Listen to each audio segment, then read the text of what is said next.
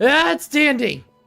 And we're live. And we're here. Oh my god. It's a good time. So, welcome back to a Game of Thrones. But not a Game of Thrones. Welcome back to Arcana's Purge, where we have the whole party -1. Isn't that exciting? Well, I mean, it is technically speaking a Game of Thrones, depending on how you look at it. We're trying to put Yamamoto on a godly throne. Okay. Is he wrong? He's not wrong, is he? Even if I was, I wouldn't. I wouldn't say I was. Okay. Well then, in that case, welcome back. It is time for Dungeons and Dragons. So, last time the party did a lot of talk last time. There's a lot of different talk with a lot of different people, gathering some information, delivering reports, learning some things, and trying to figure out what happened to their old friend, Aliana. Well, Yamamoto's old friend. None of the rest of you know her, but Amalrin is looking for her because he was told to by somebody. All that. I opened the wrong game. You opened what? I opened the wrong game. What'd you do? Open your Thursday one? Yes. Noob. Anyways, what did get brought up is a lot of interesting behavior and very strange behavior with the Legion, especially considering what went down at that Legion embassy. There's a lot of concern over what the fuck is actually going on with them. And you did learn that Eliana and the Weeping Widow, which was her craft, well, Yamo claims it's his old craft, but, you know, regardless, that her and that ship went off on a regular trade run about, I think I said it was maybe a month back, something like that. You know, they just never returned. And so the party has requested of Lady Misbel the use of a ship because she is the only one around here that has a ship capable of traversing these larger ocean areas. She agreed on the condition that you do find out what is going on in Dasharus, Nirax, in the Legion, and provide some of that information back to her. Kind of our goals in this case do align, even though we don't like each other. So it was agreed, and the party, at the moment, is getting ready to embark on an adventure on the open seas. Where you guys stand right now is where we pick back up. The group of you are back at the Haven docks. You are let me actually move. We can move through this map. Now the thing is, you don't know if the Eastern Legion War Camp and the Northern Legion War Camp are even still around. So this is the information that you once upon a time knew about the Haven area. However, you head down to the docks within Upper Haven, the area that is kind of lower down before reaching into Docktown.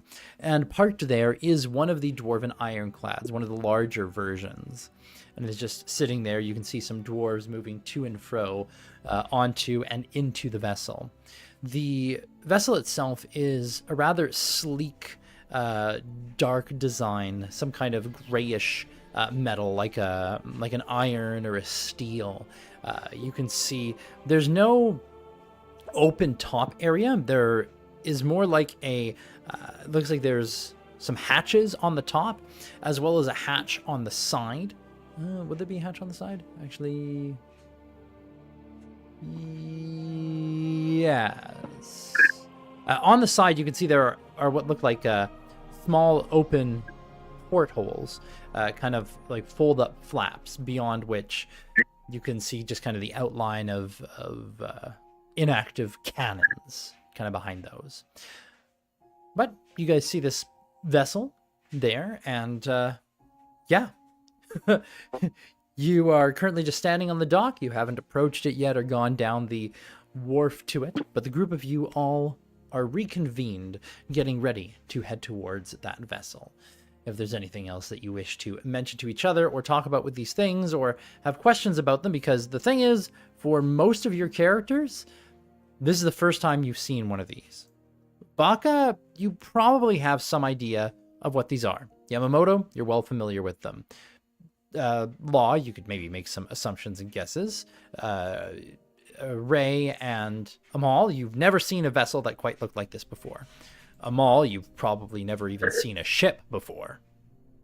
Yeah, that's what I was wondering. Like, Amal probably hasn't seen like a large body of water or ships ever. Yeah, like you saw some ships down in Docktown, like small fishing vessels kind of docked in places, but that was like the extent. And you probably would have seen, like in the underground, like back in the Underdark, there are some underwater lakes.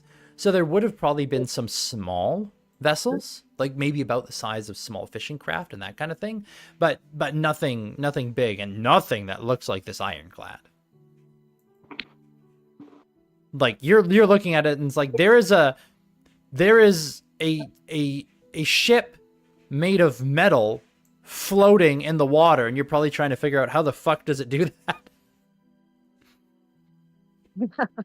Magic. It's like that. For many what the fucks of the last 24 hours. Yeah, it's not even magic, because I mean, metal does float when it's built the right way. Displacement. Yeah, and these things are built with displacement and ballasts.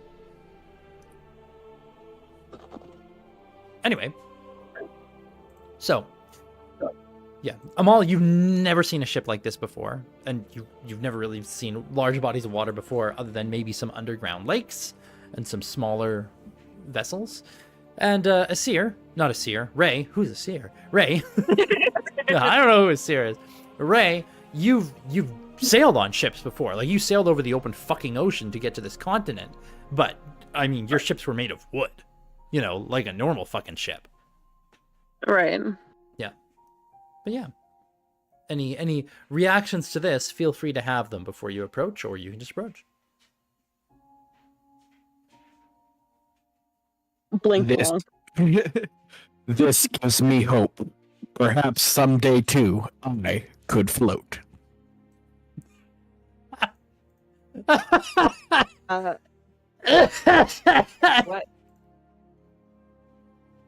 What happens if this ship sinks?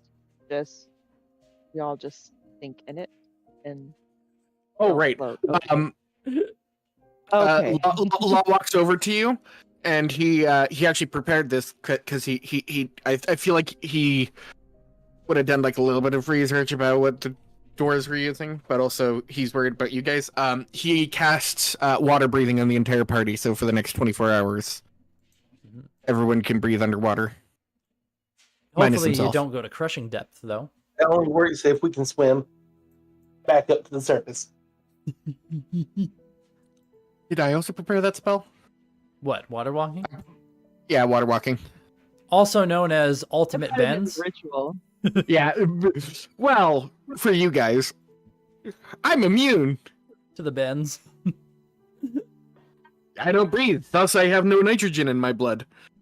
I think. Unless my blood's made out of nitrogen. I must do testing. I must do tests. I find out I'm hydrogen-based. Oh, I wonder what would happen if I lit on fire. Oh boy. Yeah. Well, If you target a creature submerged in liquid, the spell carries the target to the surface of the liquid at a rate of 60 feet per round. Imagine doing that when you're at like near crushing depth. Literally, this is the only way would make law it so can. different. Yeah, this is the only way law can actually like get back to you guys. It's why I had the spell prepared. I weigh 500 pounds before my equipment. Did you prepare water walk and water breathing? Yes. That's amazing. Yes. Fantastic. Okay, well prepared he is. Okay, but yeah, continue your conversation. I'm not here. Well, of course you're here. You're all around us.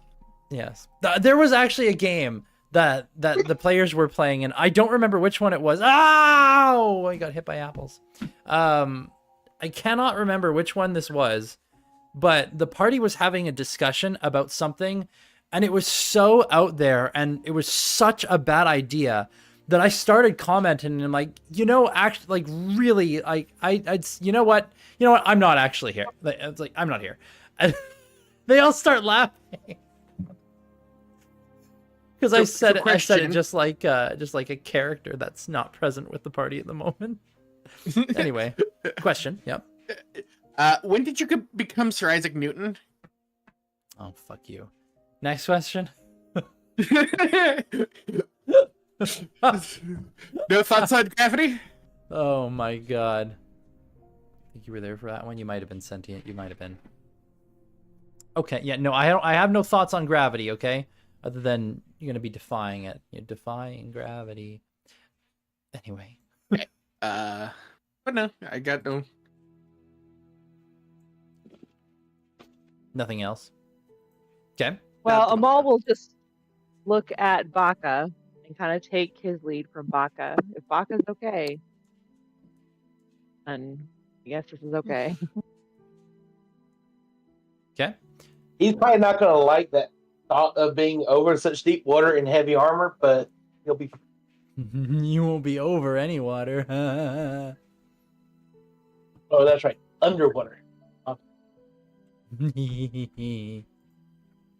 Okay. Well, Do you guys get in the ship? Or do you approach the ship, rather? Yes. Okay. You head up to the vessel, and it seems like, yeah, they are, they're expecting you. Oh, fucking apples. Launch detected. Oh, God. huh? Did you suddenly move to an orchard? Last time I checked, you're in a basement. No, he's talking about his Twitch. They're throwing apples at me. Oh, okay. garbage. That makes a lot. I thought, but my second guess was going to be, is one of your children down there just assaulting you with apples off screen? More apples. They're throwing. Oh God, they're throwing apples and trash at me over in Twitch, and they activated the hype train. But they can't keep that up for long. Someone throw an apple at him for me, please, and thanks. Okay. Ah! God, fucking damn. I believe apple is just a regular throw. Ow! I'm getting appled. Yep. Like a machine gun of apples when it happens. Yep. Anyways, so what was I saying? Yeah. Fucking trash. I've blanked for a second. Oh yeah. So you guys go walking up to the ship, and you can see oh my God, I hate you. You can see approaching the ship, one of the dwarves does come out. He looks like he's rather, wow, it's 1,000 fucking apples. Holy shit. Okay. Thanks for the bit, sentient, you crazy motherfucker. Okay. So, anyways, a dwarf comes out. He's dressed in kind of like a dark uniform, kind of a almost like a navy blue. He's wearing a seems to be a breastplate, and yeah, just kind of comes out and looks at. Oh shit, baby shark. So much distractions happening right now. He comes out. Now, fortunately, I don't use my normal accent when I'm talking with different people, and so my accent changes, and he does not sound like this. Should be fucking horrible. Okay. Maybe you'll meet a character that does sound like this at some point, but not today. I would love that. I bet I you would would. love I'm going to change your dress code. I would love a Durgar to sound like A this. Valley Durgar? Yeah, you come up there, you see one of the Durgar on the ship. Hey, boys! Oh God. Actually, that makes total sense for a Navy person. Just so you know, that actually makes sense for them to sound like that. Oh God. Well, Yes. anyways, the in the Navy. The Navy. The dwarf comes out and looks to the group of you, and then just looks over at Yamamoto and just says, "Well, guess you're the stowaways I'm meant to expect." And he keeps like a straight fucking face when he says this, really grumpy looking. I don't think we're stowaways if we're the, ticketed passengers. I ain't getting paid extra for this.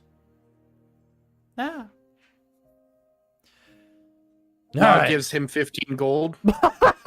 Does he? Yeah. Well, in Law's head, it wouldn't be proper for him to give passage without payment. He actually looks at it for a moment with a bit of confusion. Then at you, Law. You're all right. He doesn't like smile or anything, but like he does then like continue. I will follow him. Well, he didn't move. He just continues talking. Oh, sorry. I thought he was Yeah. continuing inside the ship. Well, I'm Captain Salt. Yeah. Ah, I fucked my fucking tongue. That's not what he says. Captain Saucer and Grimmantle.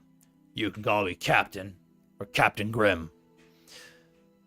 Either way, I'm in charge for this voyage, at least until we get you to your destination. It would be good for you to keep that in mind. This ship is my responsibility. The crew and the passengers are my responsibility. So when you're on my ship, you listen to me or you get off. There's not going to be a lot of places to get off between here and there, so you getting off becomes your problem. Are we clear? I was just Yes, silently Captain. nodding quickly, like just nodding and nodding and nodding, like yep. Yes, we understand. We understand. Law is writing this down. Law is writing it down. Law is writing it in his logbook. His log book. His log book. Getting off is usually my problem. Oh, for fuck's sake, sentient. Oh my god. Oh my god. What a thing to say. Jeez Louise. Okay. Anyways. Well, it's a 3-day journey from here to Dasharus. I understand that's where you're heading. Indeed. Waters are a bit dangerous around there. Now, fortunately, we can submerge for a great deal of the journey. We only need to come up every once in a while to restock air supply. But when we get close to the Dasharus, we'll be submerging and we'll stay down deep. Getting into the Dasharus port is a bit of a danger. We haven't managed to get any ships in there directly, so you'll have to decide whether you're wanting us to try and head right on into the port, or if you're going to do something else, maybe try and go in by land. From what we understand, it's only port access. Law will quietly raise his hand and wait until he is called on. Yes, you. Is the submarine able to open while still submerged without compromising internal structure? Preferably not. Understood. He narrows his eyes at you a bit. He narrows his eyes at you a little bit with a, like, the fuck is that supposed to mean? But he doesn't say that. He just kind of looks at you. Now, Yamamoto, if you recall, last time you were at Dasharus, there was actually, like, a passage that you had escaped through kind of into the mountains. But I don't know if you would remember where that was. Would he remember? It's I been a feel while. like it's the kind of thing he'd certainly try to remember roughly where it is. All right. Then I'd say you could make a either an intelligence or a wisdom check just to see how well you can. Oh, survival. If you're a survival proficient, that would be a survival check. I survival proficient. I am not survival proficient, but Okay. I'll make one anyway. Okay. Oh my gosh, I do like not that was remember. terrible. Yeah, all you remember is that there was a passage. You just couldn't fucking tell where it was. No, there is a passage. If we can... Law, you said you can make us walk on water, yes? Correct. For up to an hour. I can Perhaps- also allow you to breathe underwater for 24. Perhaps then we could get off the ship while we're still a bit of a distance away from port and walk in. That might be a little bit sneakier than a ship going in, though hard to say, because their ships can apparently be submerged, but allegedly they've had trouble actually getting into the port, even submerged, so, In theory, I can continually recast it. Let me check real quick, because it is just a Well, the alternative to that is, I know a way which, if I remember correctly, it would take us out in, like, the slave mines area. Yep. Is that correct? Yeah, that's where that was. I don't know. I can't remember precisely where the entrance to that tunnel is. I know the general area. That's where Would we Edwin to- died. You are correct.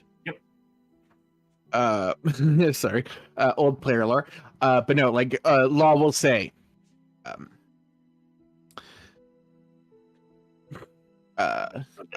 yeah. As long as I continually recast the spell, as it is a ritual, it will not consume any of my resources while we are still able to move, although at a slower pace.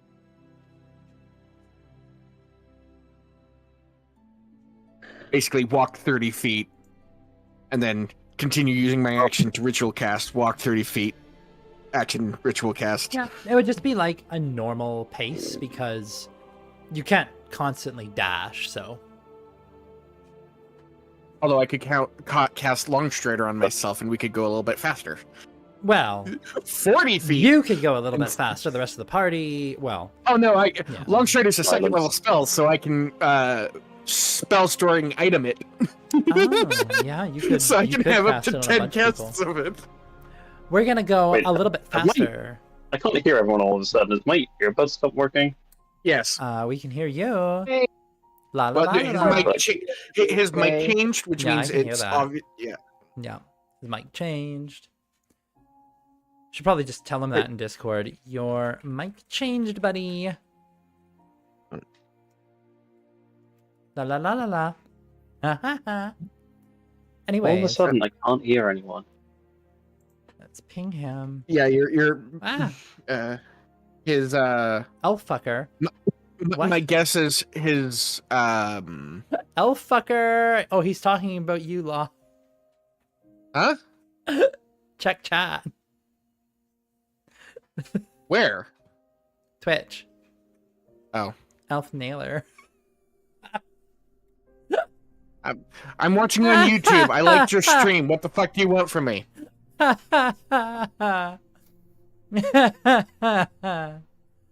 Oh, that's Okay. funny. It looks like he's just on autopilot at the moment. Yup. Okay. But A rip. right, I forgot to mention. At the start of this day, I put 10 uses of enhanced ability into my spell storing item. Is that how it works? That's how it works, right? Yes, I can choose first or second level spells, but I can only cast it at that level to which they come from. So I can either the magic, or if I put magic missile into it, I can only cast level 1 magic missiles. Yes. if that makes sense. Right. And you store a spell in it And just for I- seeing them all. Yeah, and I don't necessarily need to have the spell prepared for that to work. I just have to know the spell itself. So in theory, I could have up to 10 hours of rope twink.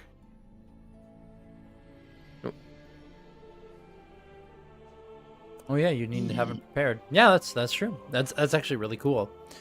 Spell equals to twice your intelligence modifier, minimum of twice, or until you use this feature again to store a spell on the object. So yeah, you've got like 10 casts of whatever it is you put in it. That's really useful, isn't it?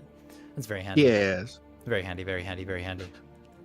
Okay. Which is why if we ever come across a wizard, I am ruining his fucking day.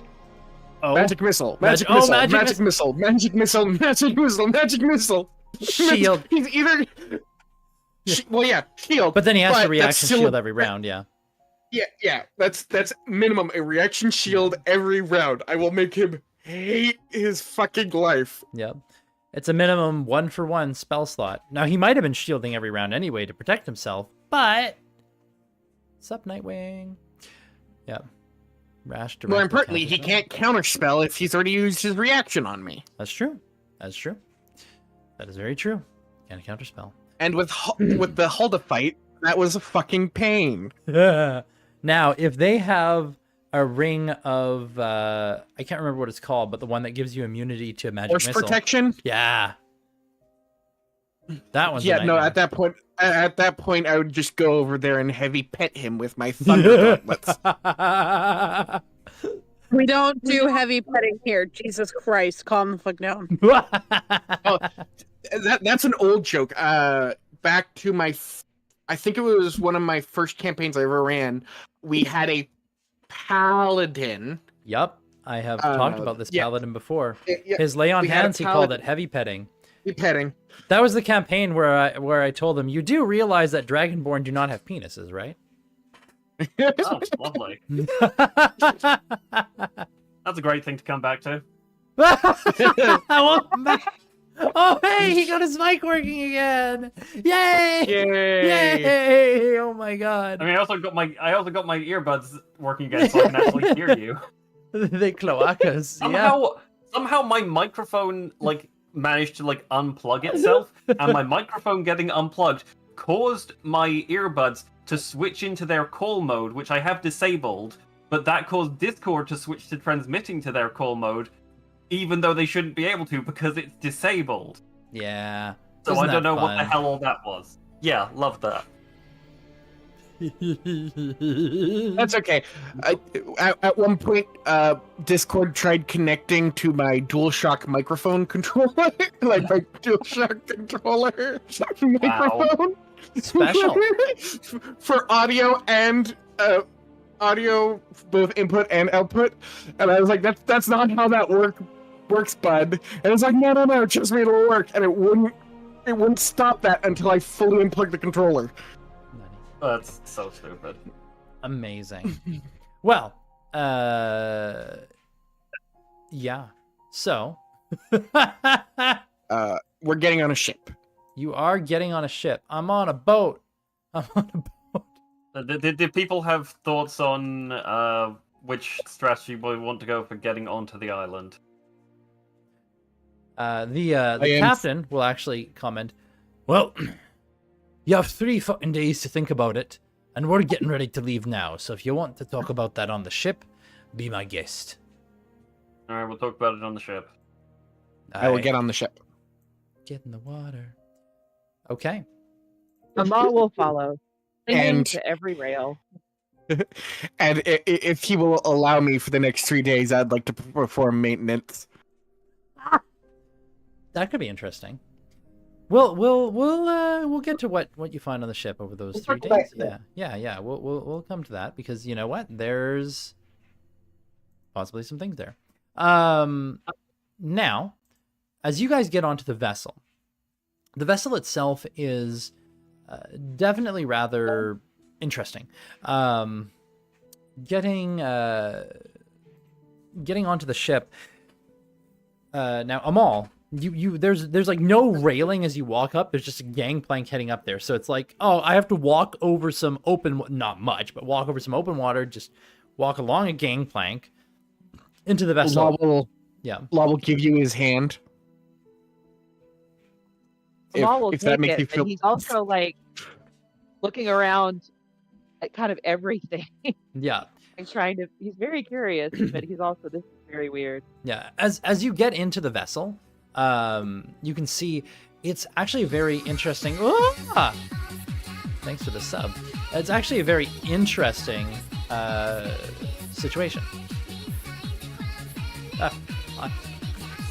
Fucking caramel dancing distracts me every time that it plays.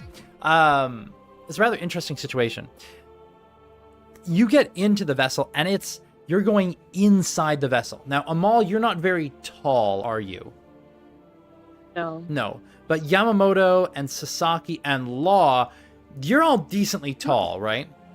Oh, it's built for dwarves. It's built for dwarves. Yes. This is built for Durgar, and this is a submarine.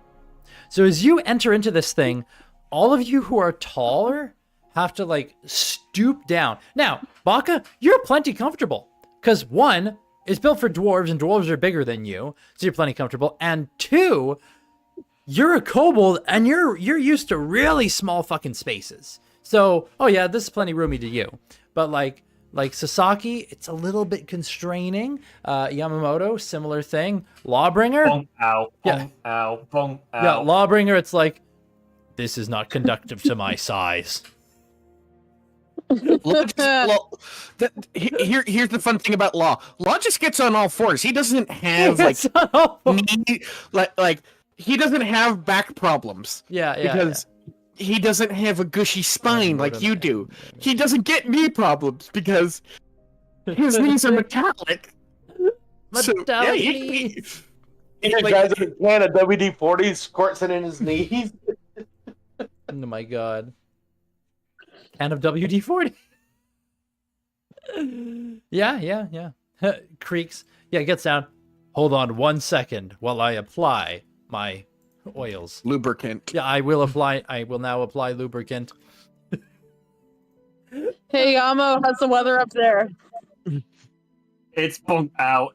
Very bonk out. Nice bonk out. For a second Thank there, I thought you were Bonk going to say out. something about hey ammo and then something about lubricant. No, because Yamo's taller than her, so Yeah. she's like got a smart advantage. Yeah. How big is Sasaki again? Like, how tall was she? Fuck, I have too many tabs open. Please hold.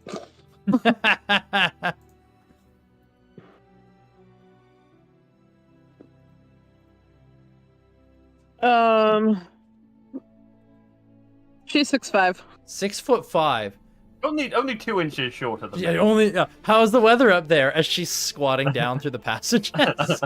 Yeah, she's like, sounds like it sucks up there. She's like, warrior Hit her own waddling, head. warrior pose waddling through. Where you pose waddling through. You look like a video game character in sneak mode. Like. Literally.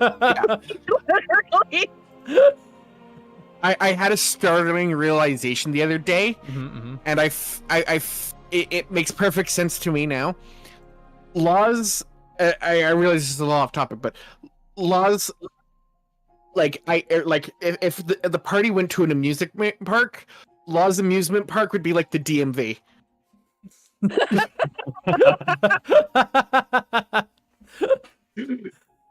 I will now stand in this line for the next 3 hours while I wait to fill out paperwork. How exciting! Which of them scuttles like Zoidberg from Futurama? Oh god!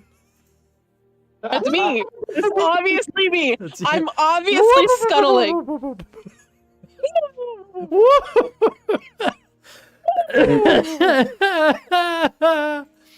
Oh my god. Ray's just like, drop. How you doing over there? Mr. 2 inches taller than me. Oh my god. God. Ah. Oh wow. Okay. Well, anyways, so getting into the ship now, Amal, you were pretty short, right? Yeah. Yeah. So you, like, okay, this isn't too bad. Like, you're you know, you're not too much different in size from a dwarf, I don't think. I mean, I think you were still over 5. Were you even over 5 feet? You were over 5 feet, right? I think. Yeah, I think it was like 5 feet. Yeah. Like maybe. Yeah, if you're 5 foot 4'3" even, like these. at the highest. Yeah, basically these passages are about 6 feet high. So yeah. He's a skinny little guy, so he's fine. Yeah, yeah. They're 6 feet high, but the thing is, they're broad. Like, they're wide passages for you guys because, well, not for you, Law, but because it's like you got dwarves that go back and forth in these passages. So, you know, that is what it is there. Paul is anxious that people are going to, like, in such cramped quarters, people are going to, like, brush up again and touch him. He does not want to be touched. Oh, buddy. Don't touch me. Don't touch me. I am now your bubble of protection. I'm not Great. touching you, but I'm gonna stay just close enough so that people don't touch you. Good, thank you. I love that. Love that. If I accidentally bump you, I apologize in advance. Okay. Well, so that's the thing. Now, yes, it is, as mentioned, it is quite constrained in here. So you move through, and getting in here, you're hearing, you first enter in, and the first area seems to be almost like it's actually pretty deep, and it is the outer layer. And as you look left and right, you can actually see there are cannons positioned up against these portholes, and they're kind of moved forward in a way where they're not really in the way, but it looks like there's a mechanism for probably swaying them up to the ceiling, where that 1 foot of clearance would become even less. So dwarves, which usually cap out at about 5 feet, can still move right underneath them, but it looks like the cannons come in, and you can actually see the dwarves are actually pulling back these cannons as you come in, and they're closing the portholes on the outside and sealing them. It's like they drop down, and you can see like they go and they seal these ports as they're basically they're watertight, because I mean they kind of have to be. You're quickly led kind of down-ish this hallway and to another opening that brings you deeper into the ship. And again, this whole thing it's very cramped, very close quarters. It almost feels like there's a current, like a blood flow system throughout this vessel. Like traffic goes in one direction. You don't go the wrong way against traffic. You go in the one direction, and it seems to be a streamlined process. Like all the dwarves know that this is a one-way passage, and so you can only go down this passage one way. And if you're going the other direction, there's going to be a different passage for it. And it kind of flows like the people or the blood of this ship as you move and weave your way deeper in here. You do head down, and it does seem like there is at least a couple decks here, as you find like a very short staircase that heads down to another level. And after too long, you are brought to what seems to be the very bottom of the vessel, and you are brought into a room.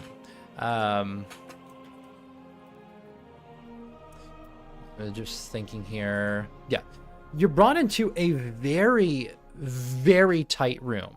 Like the space in here is maybe just a few feet wide, and then there's like bunks on the walls and lockers. And this is like, imagine if you imagine a submarine locker room. Like the bunks themselves are pretty thin, and it does look like they are situated where some of them are even like it's a 3-stack. Like you'd have like a triple bunk bed type thing that you could climb onto in some places, and some are smaller. Law, you probably, if you're going to, like, you don't need a bunk. But if you're wanting to get out of the way of people, you might want to slide into one. You should probably be on a bottom one, though. Why? Why would I be on a? Why not get on a top one? Nothing bad'll happen. Nothing bad could happen. Yeah, nothing bad will happen, surely. You get crushed. Oh my god. Could you imagine in the middle of the night you just get absolutely crushed by Law. by law. Just squash one fewer PCs. One fewer PCs. Yep. I get on the third one. Crunch. Do not worry. They all The boat has settled. Crunch. Now it has settled. Crunch. Oh god. That's actually very, very funny. But yeah, it seems to be very cramped quarters in here, but it is quarters nonetheless. And yeah, the scrunch. I just heard someone cast power word scrunch. Oh no. I'm over here casting level 2 poison spray. Fucking love those videos. They're hilarious. Anyway. What was I saying? Oh, right. So, that said, the dwarf, the captain, Captain Grimm, just, these are your quarters. And then he just turns to leave. All right, thank you. Thanks, I guess.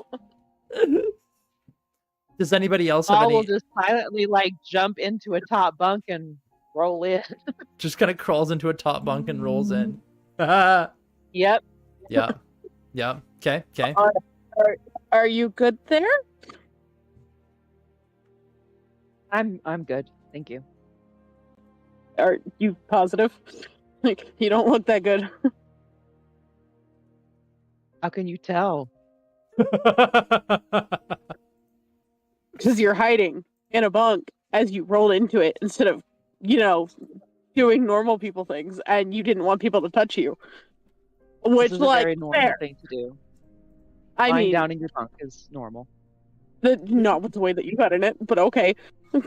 Regardless, anyways, okay, continuing. I just realized something. I don't think Law can get like panic attacks and or like claustrophobia. Yep, that's the word. Yeah, I don't think you can get either of those as like people who have claustrophobia like tend to like the walls are kind of like caving in and they have difficulty breathing. Yeah. Law doesn't inhale or exhale, thus breathing is a foreign concept to him. And panic attacks, usually your heart rate like jumps up and you have trouble breathing. And he Yeah. doesn't have a heart. He has neither. Yeah. So I think he's perfectly fine here. And even if the ship sinks in the middle of the night, he doesn't care. Yeah. Oh yeah. No. Yeah. He's fine. He wouldn't care. Yeah. Everybody else would. Oh yeah. Yeah. Like the thing is for him too. He doesn't have any air pockets inside really. So I mean, he's not worried about pressure or decompression or anything. Unless you count the bag holding, but Well, yeah. But even then, is that like an open air pocket or is that like what does that count as? there's a part of him that wants to start trying.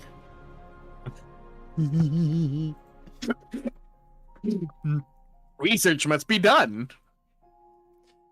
But no, The Well, beating nothing to shall do but continue kill until time, I morale guess. improves. oh, that's right. He'll also feed the crew too. He wants to feed the crew. Okay, so Law wants to go out there and do shit. Yes. Law wants to be helpful to, as far as he knows, dwarven allies. I don't think he would know that the rest of the party doesn't like Mizbel, but I don't think he would see them as. He doesn't see them as evil just yet. Just yet. Is he gonna see them as evil at some point? I don't know. My idea with Law was he was going to start imprinting on whoever like. So if we spend a lot of time with Durgar, Mm-hmm. he would imprint Durgar Law and begin to uphold Durgar Law. The only reason why he's doing this right now is because he woke up to the kobolds and they imparted some of Yamamoto's law. Oh no. Oh no. Oh yes. But the rhetoric hasn't quite sunk in because he doesn't really believe in gods or other entities. Yeah. Yes. That's not how the world works to him. But yeah, no, if we keep working with like Durgar, he might start implying some of their laws. Amazing. Concern. Amazing. Okay. Well, Amal, you've hidden yourself in a bunk. Now there is room for, like, because you all have equipment, backpacks, and that kind of stuff. It looks like the lockers, they do open up, and there's enough space in them to generally put things like shove in a backpack and that kind of stuff. So you can be in this room semi comfortably. Now, how about you, Yamamoto, Baka? Like, what are you doing in this room? Like, you've been kind of shoved into this room, and like, yeah, Amal scrambling up into a bunk gets him out of the way.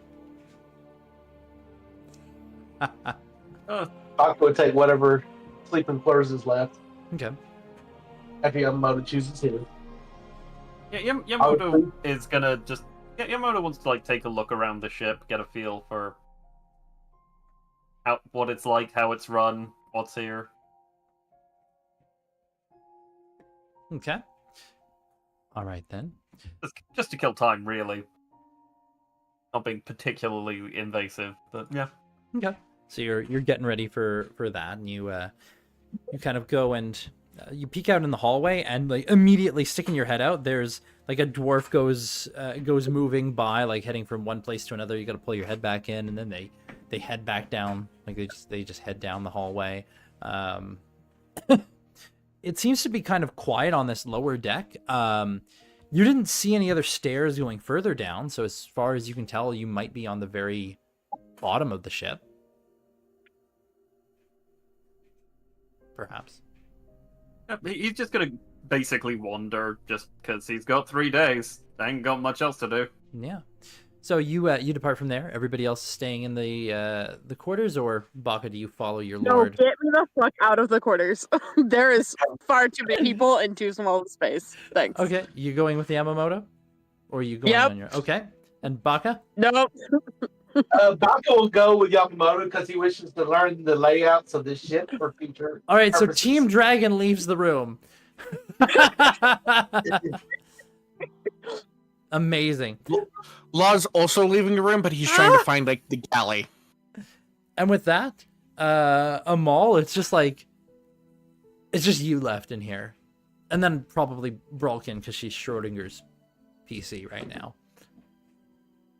Maul breathes a sigh of relief. Peace at last.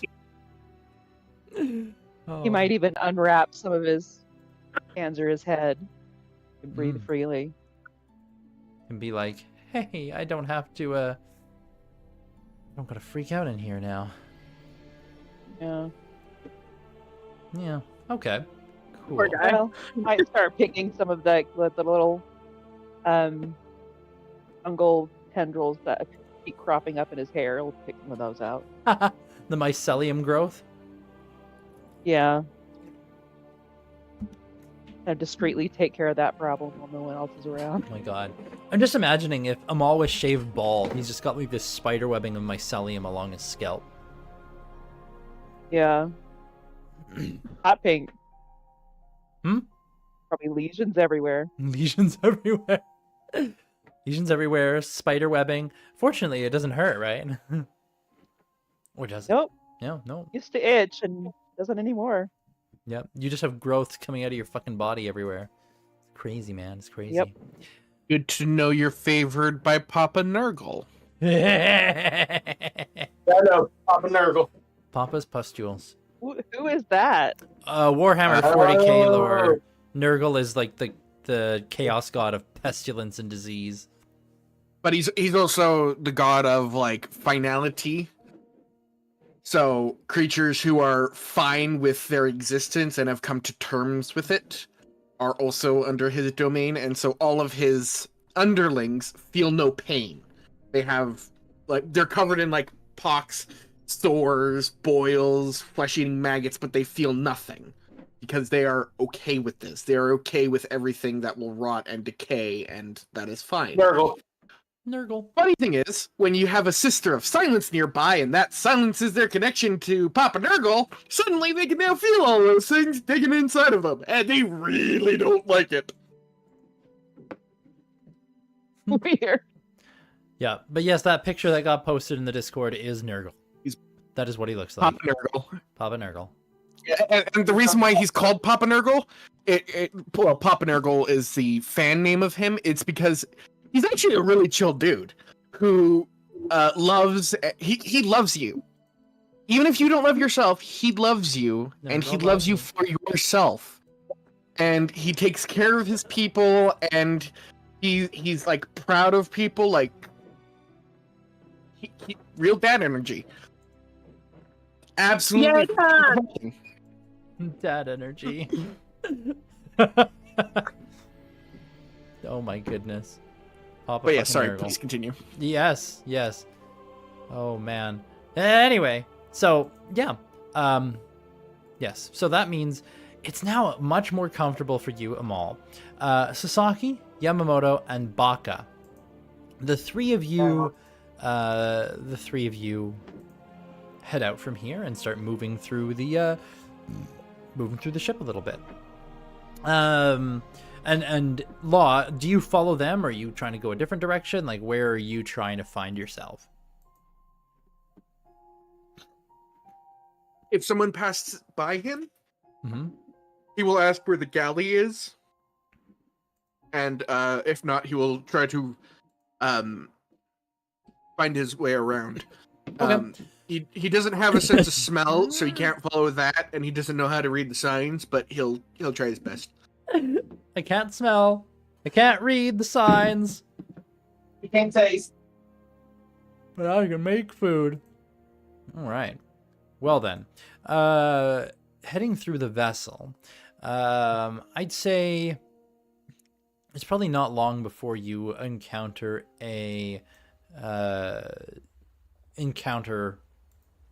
just random Durgar. He looks at you as you ask, "Where's the galley?" And just, You hungry already? I do not eat, but I do have food. Crewman just kind of regards you and then just, where's the beef? just regards you, and then he gives you some directions about forward in the ship, center deck, just kind of tells you where to go, and so you start heading that way. Now Sasaki, Yamo, and Baka, it sounds like Yamo's in the lead, yeah? yeah. Of course. Yamo, roll me a D100 to see where you end up wandering to. 100? Yeah, one hundo. 51. 51. Okay. The 51. All right. That's right in the middle. Okay. The three of you go wandering along, and as you're wandering, you can see there are other Durgar who are going to and fro, and they're pretty gruff about it. Like, it's just you just hear just a move or like on your side, like, and then or things like it's like stick Make to the a hole. walls. Yeah, make a hole. Stick to the walls. That kind of stuff. As dwarves go past you, like, just get out of my way. As they're going about their business, whatever it is. You can see most of the dwarves that you run across down here, they're pretty lightly armored, if they're armored at all. Like they're fully encased in a Obvious. metal, in like this metal thing. It's like, they probably don't need armor unless they're intending to board or be boarded, you know? Yeah, makes sense. So they're I'm gonna be the prettiest girl at the party. Prettiest fucking girl at the party. They, Be the prettiest girl at the party. oh god. I redeemed, but Twitch told me to do it. Fucking Maka. Anyways, you guys are just in the ship. Yeah. Right. The group of you are heading along, and you hear, after a bit, what sounds like barked orders. Now, do any of you three understand Dwarvish? I understand all spoken Yes. language. Oh, right. Yeah, Moto the monk, and Bakken is Dwarvish. For those of you, I understand Dwarvish. Yeah. So we're not Oh, at yeah. all in the dark.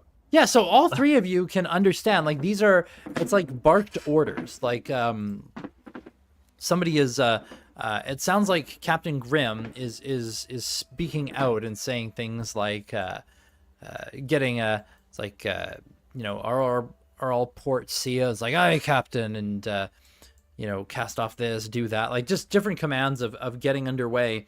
And as you start moving forward, you can see there is now going through the ship. One thing that you notice is there are like bulkheads that look like you could like doors that you would slam shut and seal, kind of like you'd expect on a naval vessel or a submarine for sealing off different areas, like if there's a breach or something. But it seems like there's a lot of those. Most of them are all open as you're going through here, and you can see there's one open door, and outside of it there are it looks like there's two Durgar, one on either side of the door, standing at attention. They do have weapons at their sides. They have each of them has a breastplate. They kind of have the look of Marines to you, and it looks like, okay, like these guys are on active duty. As you realize you're approaching what's probably the bridge. Now I don't know if you go and approach that area because you don't know if you're allowed on there or not, but you can see up ahead. That's what's up ahead down the hall, and you can hear kind of the commands and orders from the bridge. I feel like the captain probably wants us to stay out of his way, so maybe not go down there. Probably a good idea. What gave you that impression? He was so friendly. All right, Lawbringer. You, before too long, find your way to the galley as you were instructed. The galley is a very, very small space, and it does have dwarves already eating in it. Probably they cycle through fairly frequently, like, shifts and everything like that, because there's not a lot of space in here. There's the amount of crew that you've seen, but beyond it is what you assume to be probably the kitchen. And in there, you can see there is a dwarf that looks like they're currently preparing some kind of food. Your olfactory sensors can detect some kind of, this is a food scent, and then you're there with your pot. I will, on my knees, like waddle over to them. The dwarf, she turns and looks at you and just, who the fuck are you? What the fuck are you? What are you doing in my kitchen? I am the entity known as Lawbringer. I have been granted permission to be on board by the captain. You've been granted permission to enter my fucking kitchen too? Apologies. I did not know I required permission. And he pulls out his little book and he writes down, requires permission to enter kitchen. And then he'll like turn and start to walk out, and then he'll poke his head in. May I now enter? No! What the fuck are you in my kitchen? What even are you? I do not know what I am, but I am proficient in cooking. as well as I have magical components that could help facilitate in the creation of food. Kind of stares at you for a moment. What are you, some kind of food golem? I am not a golem, but I can create food. Stares at you for another long moment. Make a persuasion check. Oh, Did- minus did you, one. Did you want to flash of insight this? Or flash of Sure. genius? I'll flash genius this, so natural one. What do you mean natural one? Oh, well, that's what I was guessing it was going to roll. Oh, So okay. 17, 18, 19, 20, 21, 22. Okay, with the 22. All right, how much you show me what you're talking about there, Lawbringer? He'll, like, waddle his way back in, and he puts the copper pot down, pulls out his decanter, and he'll mix up some stew. Let's see what it is today. Let's see what it is. Rolling down, D6. A 4, it's lamb stew again. Lambs. Oh, jeez. Fucking jump scared. Lamb stew. All right, so you make that, this big pot of lamb stew, steaming and everything, and then you just kind of serve some of But it out. hello, jump scare. Yeah, I got a little jump scare. You know, you can see there's some bowls around, so you kind of serve some into a bowl. Do you pull out your like kiss the cook apron when you do this? Absolutely. She's It is- staring at the kiss the cook It's- apron. It is proper uniform. It's proper uniform. It is. For, As distilled in him by the kobolds. The very questionable kobolds. you have to be sanitary while cooking. Even kobolds know that. Yeah, But she'll, yeah, she'll give it a and- taste. Yeah, she gives it a sniff and and then a finger in to do a quick taste. That seems all right. And then looks out there. Hey, Gotham! Yeah, you! Get over here! And this other dwarf, he kind of waddles on over. Aye? Here, eat this bowl. And he doesn't ask any questions, he just starts eating it. And then she just crosses her arms and watches, and he's like, it doesn't take him long. Just gobbles it all down. It's like, cooker, that's the finest shit you've ever made. She stares at him, stares at you, looks at him again. Get the fuck out of here. He kind of waddles off. To him, I was just making sure she wasn't like now suddenly Yeah, pissed yeah, that I I made know, food better than her. Yeah, she says it to him. She looks at you. All right. You're serving lunch. Very well. I'll be back here. And she heads further back in the kitchen. And before long, you swear you hear snoring. He's fine with this. Yeah.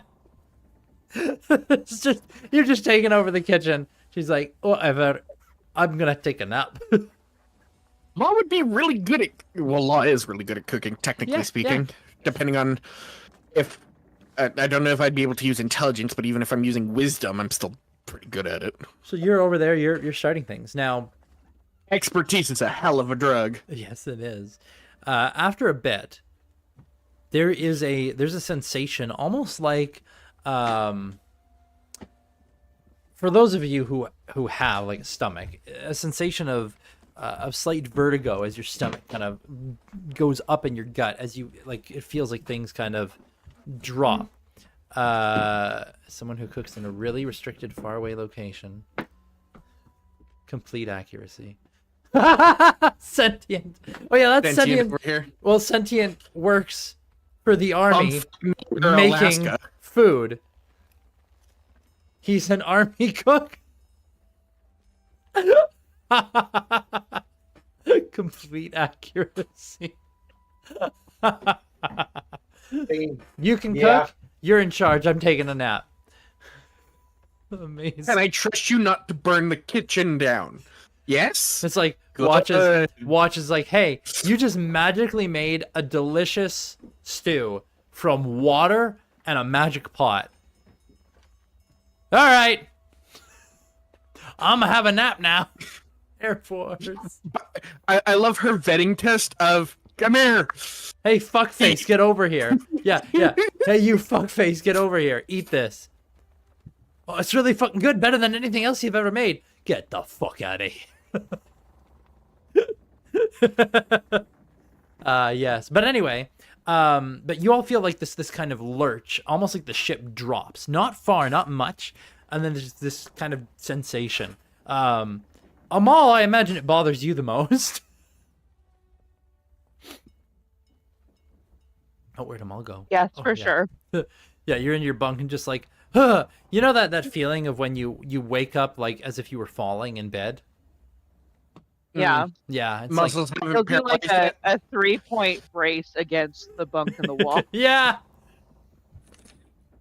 like a spider or something. Yeah, just like yeah. There's no now. Here's the thing, going through the ship for all of you who've gone through it, and Amal as well. There's no portholes. There's no windows that you've seen anywhere at all. It's just like the light in here seems to be from seems actually to be coming from glowing crystals. Like embedded in places on the walls, just glowing, just these glowing crystals. And they're only providing like a dim light. So those of you who have dark vision, you can see perfectly fine because the dark, like these dim crystals provide a dim light, and your dark vision makes it bright light.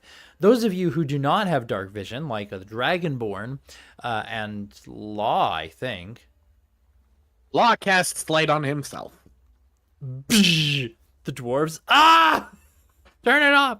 Yeah, those of you who don't have dark vision, like everything in the ship is dim for you. Like this entire journey is gonna be like squinting everywhere. It's gonna be wonderful, Yamo. Yeah. unless you light something up. I mean, when you burst out your wings, you emit light. So Yeah, for like 10 minutes. yeah, 10 minutes at a time. I can see Only better. lights of the Lord and Savior. 10 You- minutes a day, I get to see things Yeah, properly. if you know what, if you complain at all about the light levels, I'm sure Baka would cast light on you. Walker goes, Oh, he would. casts daylight. Walker, can you possibly cast light on something unobtrusive? Baka will cast light upon Yamamoto's breastplate, but make it like a gold light. Actually, Alright. depending on when this happens, Law will just give you one of his magical tinkering. I think this happens like you've already separated. Oh, we're way far away. Yeah. Law, yeah. actually, you probably put one of your magical tinkering lights in the kitchen so that you can see better. Yeah, he'd probably do that instead of just casting light on it. I can do it up to 5 times. Yeah. So, Does that cast bright light? I think it's dim. Oh, let's well then see. everything in here is already dim light. Magical tinkering. Bright light in the 5-foot radius. there you so go. it is bright light, but it's just around me. So, it's like the literally kitchen. as unobtrusive as he can get. Yeah. What's so funny, Sasaki? My phone died. I noticed that you seemed to just suddenly disappear. I'm back. Yeah. I'm back though. It's fine. Yay. Yeah, I saw you seemed to disappear for a bit there, and I was like, I wonder what happened to her. And then, oh, there you are. My phone died. I'm back. We're great. It's fine. Wonderful, wonderful. All right. Well, glowing godlike being. Yeah. Well, that aside, the ship gets underway and starts heading out. Now, the first day of travel, well, as you guys kind of head out here, and you're departing from Haven over here. Now, Dasharus is down here. and that's where you're starting to head. So after a day's journey, you're, ish in this direction as far as you know. The ship doesn't creak or anything. You just hear the sounds of just kind of strange. It's almost like echoey sounds that you would hear. You'd hear the sounds of the crew going about their business on the ship. Sometimes you would feel the ship like kind of rise or lower as it changes position.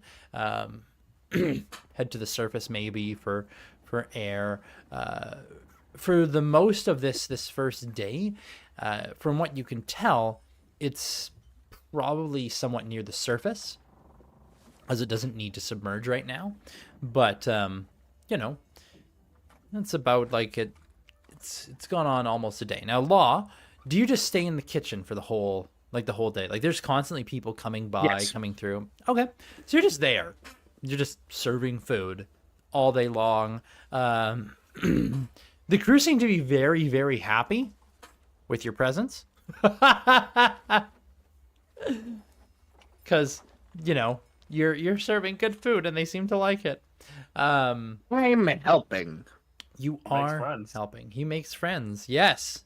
Yes, good way for making friends. I is friend. Law is friend, not food. Boy. I'm pretty sure it would hurt more to try to eat me than befriend me. Yes. 'Cause- Yes. Now, Amal, are you just staying in your bunk the whole day, or do you get brave or adventurous at any point, or are you just like cowering there under a blanket? Well, I think at first he'll take out, if it's okay that he has a sketchbook. I fear he has some art supplies because of the stuff he has, and Yeah. he'll try to sketch from memory everything he saw in the Warrens Mm. from Baka. And after a while, not seeing Baka or Yama or anyone else, he'll go off and look for them. Okay. So, 'Cause he'll want to ask Baka some questions. yeah. So Yamamoto, Baka, and Sasaki, you guys found the bridge. Would you continue like exploring the ship over the first day? Yeah, probably. Okay. There are a few places where it seems like you're barred entry. One of them seems to be the aft of the ship, where most likely the engines are. Another is the actual outer walls of the ship, like the hull where the cannons are. You're allegedly not supposed to access that area. And then also the bridge. You guys do discover the galley, and that Law is in the galley with his kiss the cook tiny little cobalt apron with Yamo's face on it. And Yamo, if you want, he will give you a Bowl of stew. well, that and magical tinkering light, so you have light around Thank you, and it's not too invasive. I will happily take that. Thank you. He'll probably do it to a ball bearing, so you can close it in your hand, and it won't. If you need to get up close and personal with Durgar in the hallway. Guys, I'm so brilliant. You're brilliant. Oh yeah. Plugged my phone into a charging thing that wasn't even turned on, so my phone was actually charging. Oh, And Which I'll is also, why he died again right afterwards. I noticed you had Also- to do it again. Yeah. also give Sasaki and Baka one as well. So you guys have your own personal lights. He gives you a ball bearing that emits bright light in a 5-foot radius. Hell yeah, I can play with balls. You can play with. So now you Of course you would say that. Yeah, of course you would say so, that. so now if you can, or if you want to read or something, you have a light that's not blindingly bright to the She's Durgar. over here and she can now play with balls. Hey, Please hey, be Yama, can I respectful while reading. A what? Dragon. Did she die again? Yeah, she cut out there. I don't. what? Yeah, you said something. Oh. I said, hey, Yama, can I see yours really quick? And you sure. wonder why everyone.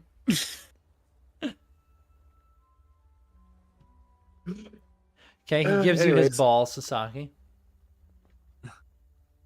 Here you go.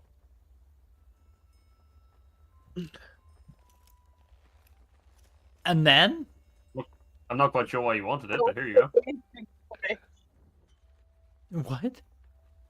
I can't hear you. I think it's her phone still dying. Hmm. Yeah. Maybe. Well, Fuck. What? you've taken Yamamoto's ball. What are you doing with it? Yeah, I said I now have gained a fidget toy. No. Because you have 2 balls that you can roll around in your hand? Wait, you do like the rotating thingy with Little them peace doing it. ball. Yeah. Yeah. I will Fair. then give Yamamoto another one. Takes that one too. Oh, okay. That's so Then funny. I'll use the final ball bearing to make what Law perceives to be a nice smell. It's like potpourri. Yeah, Really and he'll. strong potpourri. I don't think it's that strong. It's not like you can't Really make like a weak. creature vomit or anything like that. No. It's like, oh, what is that smell? Is this not to your liking? I detect strong olfactory from this device. Yeah, I'll say. Okay. He'll try to fine tune it to see what Durgar actually like as a scent.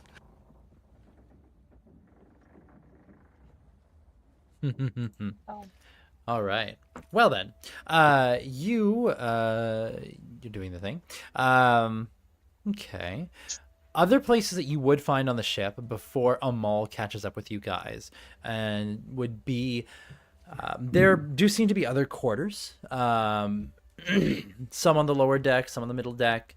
There's obviously that galley area. There's another section of the ship that is off limits near the front, and you don't know what's there. It's just off limits. And then, yeah, that's kind of the majority of it. At the top deck, though, you head higher up, and you find a much more open space. It's kind of interesting. Just like this seems to be a much less constrained area. But moving around there, shining some light around, you see something in the shadows, like moving around, long, spindly legs. And it takes you a moment to realize there are giant jumping spiders up here. Fun? Nope. Oh my god. Wait. Oh my god, with those little faces. Yeah.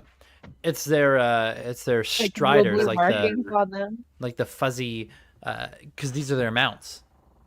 Remember? Oh, they're pretty Yeah, ones they're with feeders. blue. Yeah, a steeder. You what? Can I pet one? Can you pet one? Shipping spiders are little guys. They're so cute. I think she's thinking of this type of jumping spider. Those ones are pretty cute. Yeah. They're just little guys. The art in 5th edition has them looking more like this. It's just a little guy. Just a little guy. Silas is still a guy. Still just a little guy. Make an animal handling check. Oh fuck. Wait, hold on. I want to have you guys up on a different phone now. On a different phone. Well, because I can like ever so slightly still use my broken as fuck one if I'm careful. Hmm. So that's what I had. Oh, that's my life. Ow. Now, Amal, this is probably where you find the party. Yamo just heading down from having gone up somewhere and just being like, nope, nope, nope. And just Sasaki's voice, I want to pet one. I'm very curious. I'll go into that room. Yeah, you come up, and the thing is, you have dark vision, so you can see the full room. And there's several Durgar steeders in this room, which are basically like giant spiders. Like they're large spiders, like horse-sized spiders, but they are they're not like the regular giant spider. These are ones where it's they've got strong fuzzy legs. These ones probably aren't directly armored because they don't need to be, because they're just on the ship right now. Like they're not, needing to be armored up. Let's see here. Have yet to be deployed. Yeah, they haven't been deployed, but yeah, but yeah, they're basically big jumping spider things, and you probably know what these are because they're a creature from the Underdark. And Silas, I got Amal an is 18. delighted. a what? I got an 18. Nice. And what was that, Amal? Amal is delighted. He's going to start ritually casting Speak with Animal. So Sasaki, you're able to go up to one of these things. They're a little bit cautious of you because you're unfamiliar, but before long, you're able to get close to them, and yeah, they're fine with you. These things kind of got fuzzy, like almost like a sticky leg. So if you kind of like touch their legs, your hand like kind of sticks to it a bit, and you gotta carefully extract it because of the bristles and stuff. So you imagine if these things were, you imagine if these things were like fighting somebody, they could stick somebody with their legs and grapple them. Oh yeah. Yeah, but yeah, you're able to, like, the spiders seem to be cool with you, Sasaki, because they realize you're not a problem. And the other thing is, these are obviously they're tamed in some way, like they're mounts for the Durgar, so they're not directly hostile unless you were an enemy. But Amal, you start casting Speak with Animals, and after a bit, you complete that. And then he'll do like a formal greeting to the spider. Formal greeting to the spiders. You would get a response back from the spiders, kind of a Speak with Animals gives. Yeah. They seem to be cautious creatures, but with Sasaki doing what she's doing and you just communicating with them in a way that they can actually understand, they kind of friendly greeting and response. All right, he'll ask. Yeah, he'll ask them, "Do you have everything you need?" Well, they ask if you have food. Do you have food? oh, I know where I can get some. I'll be back. Now, what do spiders require? Well, he would already know that, wouldn't he? What spiders require? Yeah. I mean, Yeah. They, yeah. Now, okay, when it comes to steeders, they're, giant hunting spiders.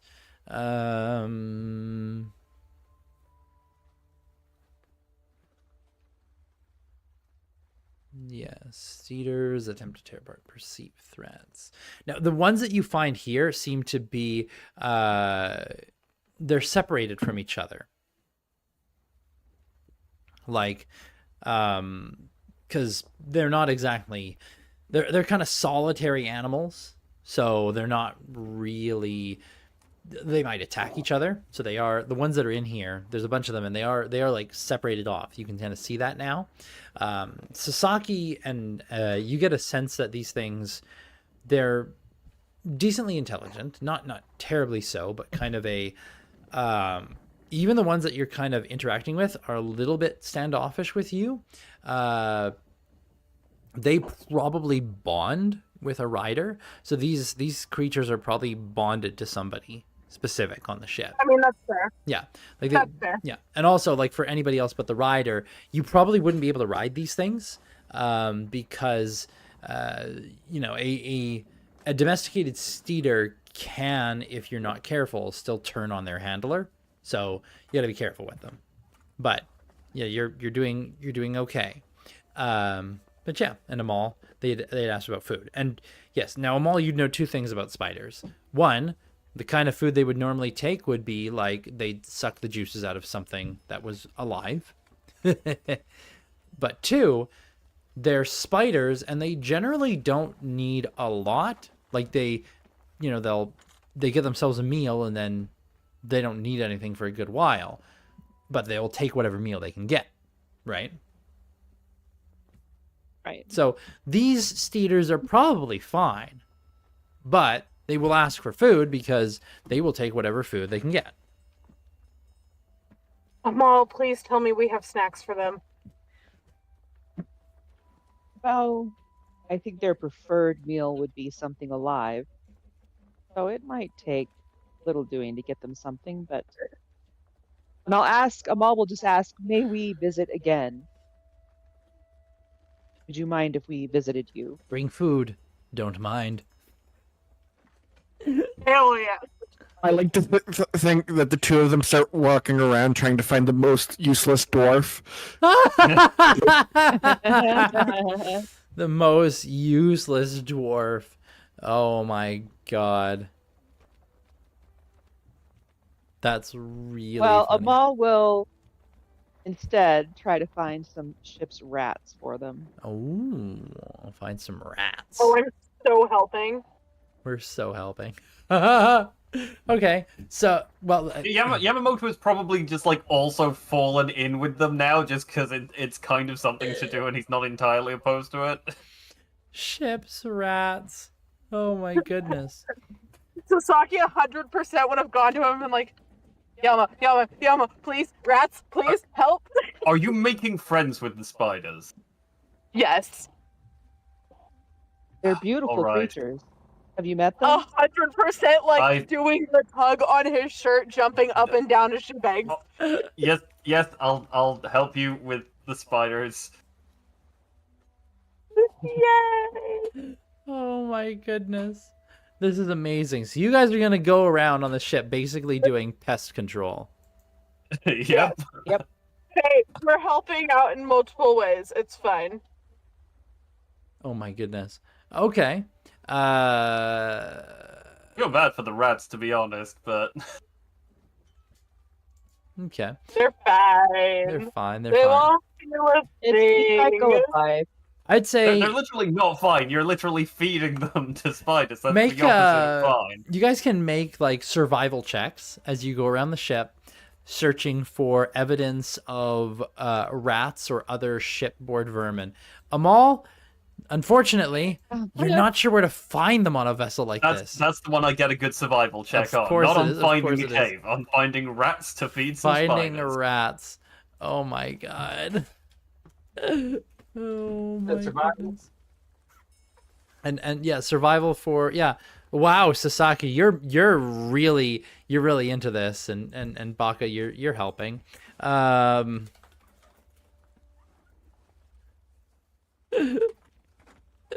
The thing is, what kind of vermin would be on a vessel from the Underdark would probably be a lot of like other insects and arachnids, and then maybe some rodents and mammals and things. One of honestly, a vermin type you might find in a vessel like this is probably one of Dragon's favorite creatures. You know, ones that cause her to nope the fuck out.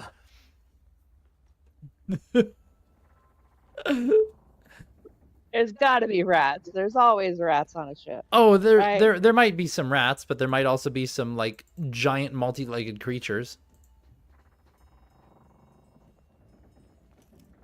Yeah, I'll handle those for Ray since she doesn't seem to like them. But I would say Amal will pick up any creatures. He doesn't. yeah. I'd say with Sasaki definitely and Yamamoto as well, you guys find a small collection. You kind of bag a collection of like shipboard vermin. Some dwarves do ask like, "What are you doing?" Oh, I thought I would make friends with the Steeders. They remind me of home. I'd like to spend time with them. They give you a look. And then in Dwarvish, which do you understand Dwarvish? I believe I do. Ooh. Then you would understand No, what I they don't. say. Never Oh, mind. never mind. I wouldn't. I'd say maybe maybe Sasaki's near you when this is. So Sasaki, you would overhear one of them say something like, it's like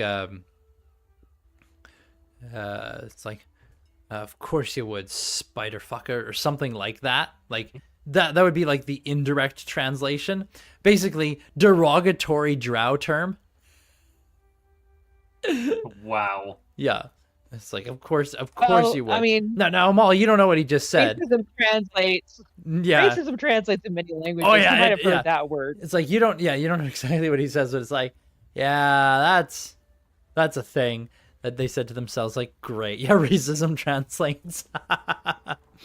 It's like, oh, okay. Well, you're getting judged for spending time with the spiders, but they're like, it's like, of course you're gonna spend time with the spiders. Like, no shit. Obviously, you're a drow. Like that kind of attitude, right? Just because I'm a drow doesn't mean I want to hang out with spiders. I mean, I do want to hang out with spiders, but it's not because I'm a drow. Yeah. Because I'm a druid. It's because I'm a druid. But yeah, Just really like animals. Yeah, you guys. Blame my class, not my race. Blame my class, not my race. Yeah, you guys. I mean, you find some creatures for the striders, and you feed them. So I'm throwing hands. you're throwing hands. Yes, as soon as I fucking hear that about them all, I'm throwing hands and like abso-fucking-lutely not. Oh, so like you hear this, and what are you doing then? Are you going over there and confronting them directly? Please. Yeah, she's like, please. yeah, who else is hanging out with spiders? Me. Whack. Do you just deck it? Oh, Yes. that's not necessary. I'm gonna see her going for it and try to stop her. Yeah, Yamamoto, you just get there, like arm around the waist, like Sasaki's like pulling her back. Sasaki's like trying to get over there. We are guests on the ship. We will make a good impression. Just slavering at the mouth, like I'm gonna fucking get you. Stunning strike to the ribs. Like, well, I want to hit him. Let me hit him. Yeah, she's not a monk, but she's about to go all monk on his ass anyway. I don't know what would hurt more. I don't know what would hurt more. Somebody who, like a monk that does like a full D8 damage, or somebody who does 1 damage per round but continuously, so you feel every single hit point. I just punched you in the face 129 times. You're now dead. I don't know what would hurt more. Oh man, that's funny. It's like Chinese water torture. Punch, punch, punch. God, Drip, make it stop. Drip, drip, drip. Oh boy. Anyway, so that little interesting adventure aside, the first day passes, well, pretty uneventfully. It's not particularly exciting on this ship, but you know, now you guys are able to head back to your room, but at some point, Amal, if you wanted to get Baka alone, you definitely could ask him questions. If you don't mind everybody else being there, you could do that at the end of the day where everybody's like getting into their bunks and stuff and just settling into the room. And everyone being there. I'll wait until the end of the day. Okay. So end of the day, everybody's there in the room. People have picked bunks and everything, and Law's still downstairs in the in the kitchen. galley. He doesn't have to move. Oh yeah, you can just shut down, and then you get tapped. Hey, get out of the way! It's like, oh shoot, they need this room.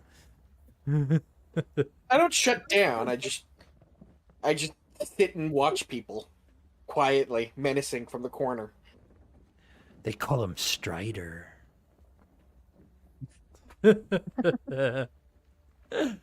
Oh boy. Okay, I'm all. But go ahead and do your thing. Say your piece. Ask your questions. Keep your secrets. Baka, he'll take out his sketchbook and kind of look at all his sketches that he's made. Baka, I don't mind. I did have some questions about your time in the Warrens. Time in the Warrens? Yes. Are you- How long have you been there? Since I was born. And when was that? I don't remember. Now A you, long time ago. yeah. Now Baka, you weren't born in those warrens, like the ones in Haven, but Yep. like you probably just like the Warrens. the Warrens. They're all the Warrens. Like where you grew up was the Warrens. These are the Warrens. They're all the Warrens. But yeah, Exactly. yeah. The Warrens were the friends we made along the way. They're the holes we met along the way. The Warrens were the holes we made along the way. Oh my gosh, that's brilliant. Okay. So he'll just be like, okay, that all right. Doesn't understand the concept of time. Okay, great. The army that you built, the society that you built, everyone seems like they're working towards a common purpose, but what if there were people, kobolds, who are discontented? What happens to them? He just kind of look at you. He's like, heretics are dealt with as heretics should be. And how is that? Baka's just kind of look at you, like he's contemplating how to answer that.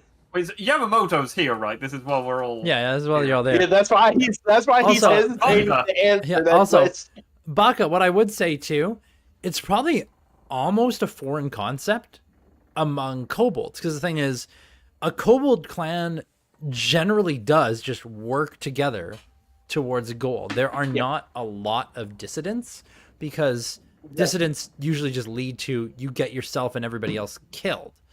But you know, with the current I society, figured if they there's had one or two, they probably would have just shoved them like further out, like go do this and let them kind of be the vanguard. yeah. So yeah, at this point, like thanks to population numbers, you do have some. You have had some, but they are a rarity. That's why he's kind of confused at how to answer this question. It's like Hmm. troublemakers are just kind of put towards the front. He's like, if people make trouble, they help clear out the monsters.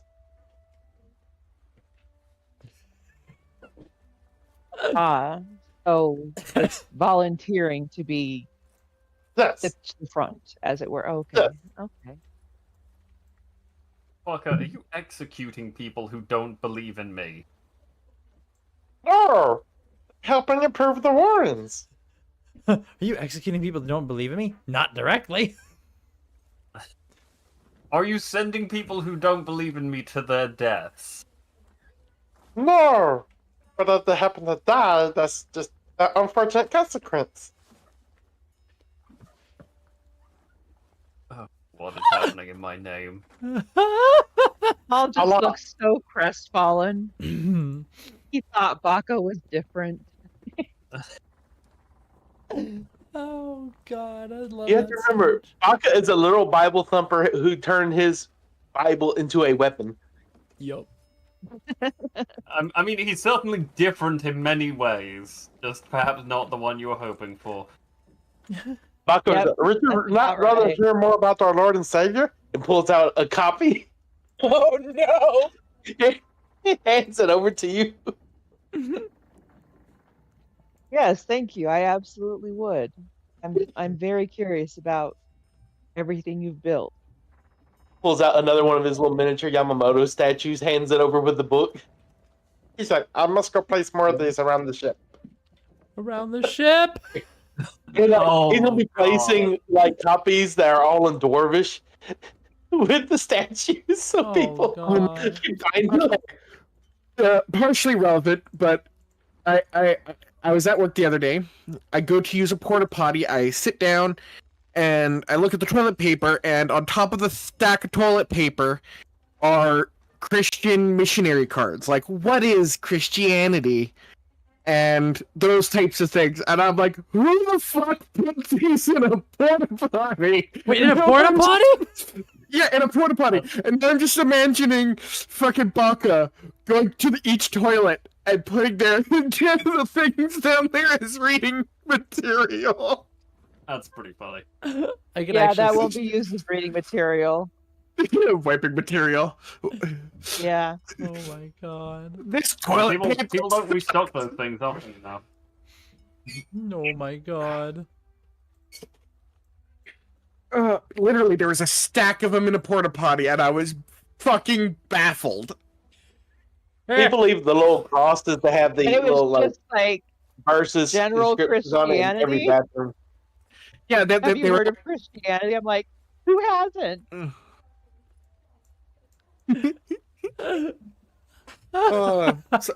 Anyways, please continue. You lived under a rock. You haven't heard of it? It's like, have you heard? Yeah. Now I'm You just live in imagining. Canada, and have you heard of Christianity? Yeah. Now I'm just imagining, like, it'll be like 6 months down the line, a dwarf will be like doing maintenance on something. He'll pop a patch off, and there's just a little statue of Yamamoto looking back at him, like, what the fuck? The worst thing is they look like me, so they'll They know who do. to blame. They do. And here's the best part: there's gonna be like little small books on the entire story of Yamamoto with every statue, all in dwarven, so he knows they can read it. Yeah, so Oh, they, He's they're spreading the gonna blame word. me for this when it starts getting found. yeah. Oh yeah. Oh yeah, definitely. The rest of the party automatically burns all goodwill that Law had made. Yeah, over here, everybody how loves he's very Law. evangelical. Meanwhile, the rest of the party, fucking knife ears, damn spider fucker. Look at these, think they're better than us. Dragon people, fucking kobold, dirt muncher. And then, oh yeah, I love this machine guy. He's great. Makes food, doesn't Saki talk. who's gonna throw hands with anybody that badmouths anybody in the party. Yeah, it's like violent dragon lady. And her sycophant. Her sycophant little kobold dude. It's like, what are you? What are you, a fat kobold? You don't talk bad about my people. That's my job. You don't talk bad about my people. It's like she's not even a kobold. You shut your fucking mouth. I'm gonna be over here and identify as a fucking kobold in a minute. Oh, Oh my goodness. That's Sorry, Yamo, you're gonna have to break up a lot of fights. Uh, You're gonna you, Well, I you guess gotta that's be You guys are being dicks. Yeah, this is what you're doing, because Sasaki, she's not content to stay in the room. And she also is someone where if she overhears anything like derogatory towards herself or her companions, she will throw hands. And she also, for some reason inexplicable to you, Yamamoto, you don't know the answer to this, she knows Dwarvish. You we don't ask know her about why. that sometimes. Yeah. Ray, please stop punching that sailor. He has a job to do. Not until we wash his mouth out with soap, he doesn't. Haha, joke's on you guys. It's hard to be derogatory when you don't even know what the fuck I am.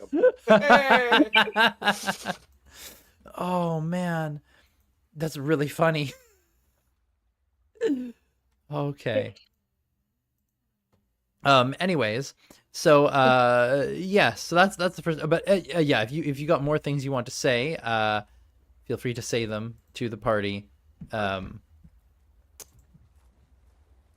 Amal, feel free to ask your questions. No, that was my main question. And it was answered horribly. He is now cursed with the knowledge. No further questions. I'm That also cursed with the actually- knowledge. Baka is a horrible dictator. A horrible. there's no dictator. It's a theocracy. There's a difference. Yeah, the head of the head of the kobolds is God, and when God is It's absent, Yamamoto. yeah, that is Yamamoto. And when God is absent, well, his priests speak for him. His priests and prophets speak for him. And how I interpret his word is your fucking problem. Yeah. Yeah. Yeah. Oh God. Oh my God. Amazing. Okay. It's done the right too. You don't have to scream his name. Instead of oh god, should it be oh Yamamoto? Oh God. Oh great dragon! Instead of oh God, is it Don't oh? encourage him. Oh no. Oh Yamamoto. All right.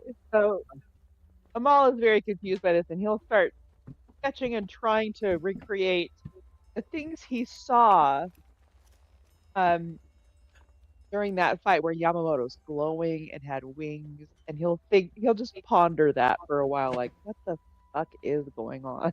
What is this? What is Could be happening right now? possible with that? If you figure it out, let me know. Amazing. Okay. Okay. So he's sketching this stuff, and also you saw like it happened to Sasaki too. Yeah. Yeah. So like, you're over there just wondering to yourself like, what is happening right now? What is with these people? What is with these people? Honestly, really, what is with these people? Oh, the least weird one. I think you are. Yeah. I love Bet you it. have I love numbers that. pouring out of you. True. I'm like, I am the least of our worries. I'm the least I'm of Oh, our without a left doubt. alone here. Baka's probably the one who's going to cause most issues, without a doubt. That comes with the territory of being as well. Fucking problem. Yeah, you just got to deal with Baka. He is a fucking problem. And then, well, yeah, Sasaki is a fucking problem if people are racist. It's like, I'm about to be your fucking problem. Yeah. Oh, man. Yamamoto's a god. That is great. A reluctant one. Voluntold. You don't fuck with her people. She fucks with her people, and she's the only one allowed to fuck with her people. Oh, my You just say scaly Baka lord. behind her going, "Rah," Okay. encouraging it. So this is a great first day. So the first day comes to a close, and you are all able to rest, sleep, everything, and we get into the second day. Now, unless there's anything that you guys are changing what you're doing, the second day is going to be much the same as the first. Now, I know, Law, you had got yourself set up in the kitchen. And you definitely could spend all your time there. Would you? Or would you be trying to do other things? I'm good here. If she would let me, he would also use like cook's utensils to try and enhance whatever he could. Oh, yeah. 'Cause, like, they'd probably have like fresh stock since they just hit port, and he would suggest like maybe either making that like separate dishes or cooking it in, and he'd go full culinary type work. Oh yeah, okay. So he's kind of given up the thing of like, oh no, I don't want to go and like do other maintenance work around the ship. I found a place where I'm very useful at the moment. Yes. The only reason why he stopped with the maintenance idea is he doesn't think he would fit physically. Yeah, yeah. Fair. That's And fair. in his head, it would be counterproductive. Smashes hole through wall getting in, then has to repair it on his way out. That seems counterproductive. So, Oh, that is actually kind of funny. Okay. All right. Well then, that is that's then okay. So then there's not anything special happening with the party beyond that, because that is what's happening with the party. Okay. Well then, your second day is also pretty uneventful in that, nothing particularly interesting. Like, sure, maybe you gotta stop a few fights Yamamoto. Amal, you might hang out and chat with the spider some more. Just kind of things there. And now what I will say is, Amal, you are not familiar with being on a ship, and Baka, neither are you. I would like a Constitution save from both of you for the first day.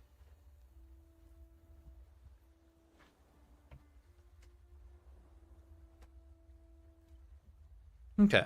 Neither of you get seasick. Oh, Baka will continue to hide Bibles and statues of Yamamoto throughout the ship. Now, one thing with being on the submarine, it's a little bit easier to not be seasick, because the thing is, you're not really at the mercy of the waves. You're just kind of, cutting underneath them. Yep. But during the times Yeah. when the ship does, like, coast along waves, you're okay. When it comes up for air. Yeah. Now, the third day, you are heading along, and you are supposed to be, getting to Dasharus relatively soon. It's maybe about, midway through the third day. At this point, Law, you're in the galley still, just kind of preparing some more food. You've gotten into a bit of a rhythm here, and you're making good meals, and it's going well. Amal, you're probably up in the area where the Striders are, Mate or Steers are. Sasaki, you might be there as well. Yamamoto, where would you be spending a lot of your time? I think I've probably fallen in with Ray, helping her to catch rats to feed the spiders. Okay, so you and Bach are probably just like, He hates it. yeah, in the bowels of the ship, just looking for some things right now. And as you guys are kind of all in your, actually, right now might be, you're probably all honestly at this point in the galley. Like there's no Durgar around. Like they've kind of, like, it's just a moment where you're all able to get yourselves to the galley, and there's food, because you gotta eat too. Having some kind of stew. Roll your stew, Lawbringer, of what stew it was for this meal.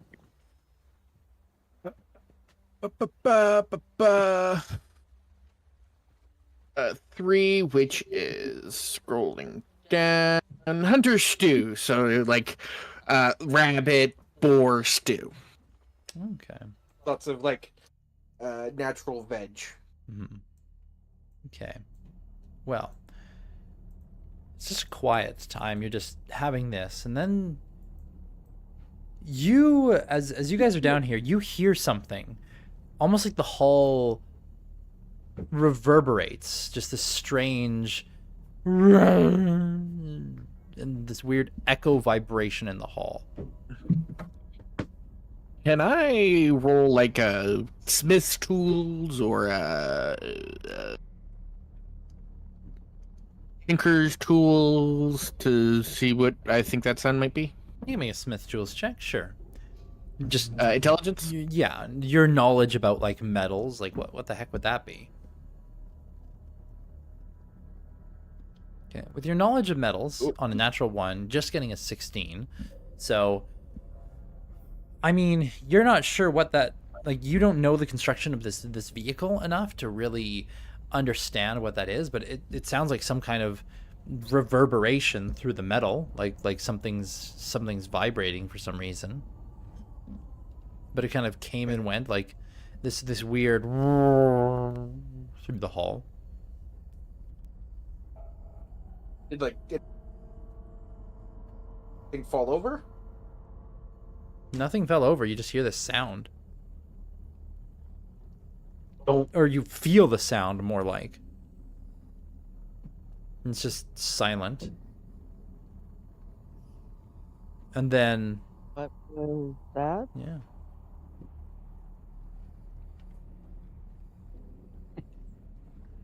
You hear the sound again. Is that supposed to be happening? I do not know.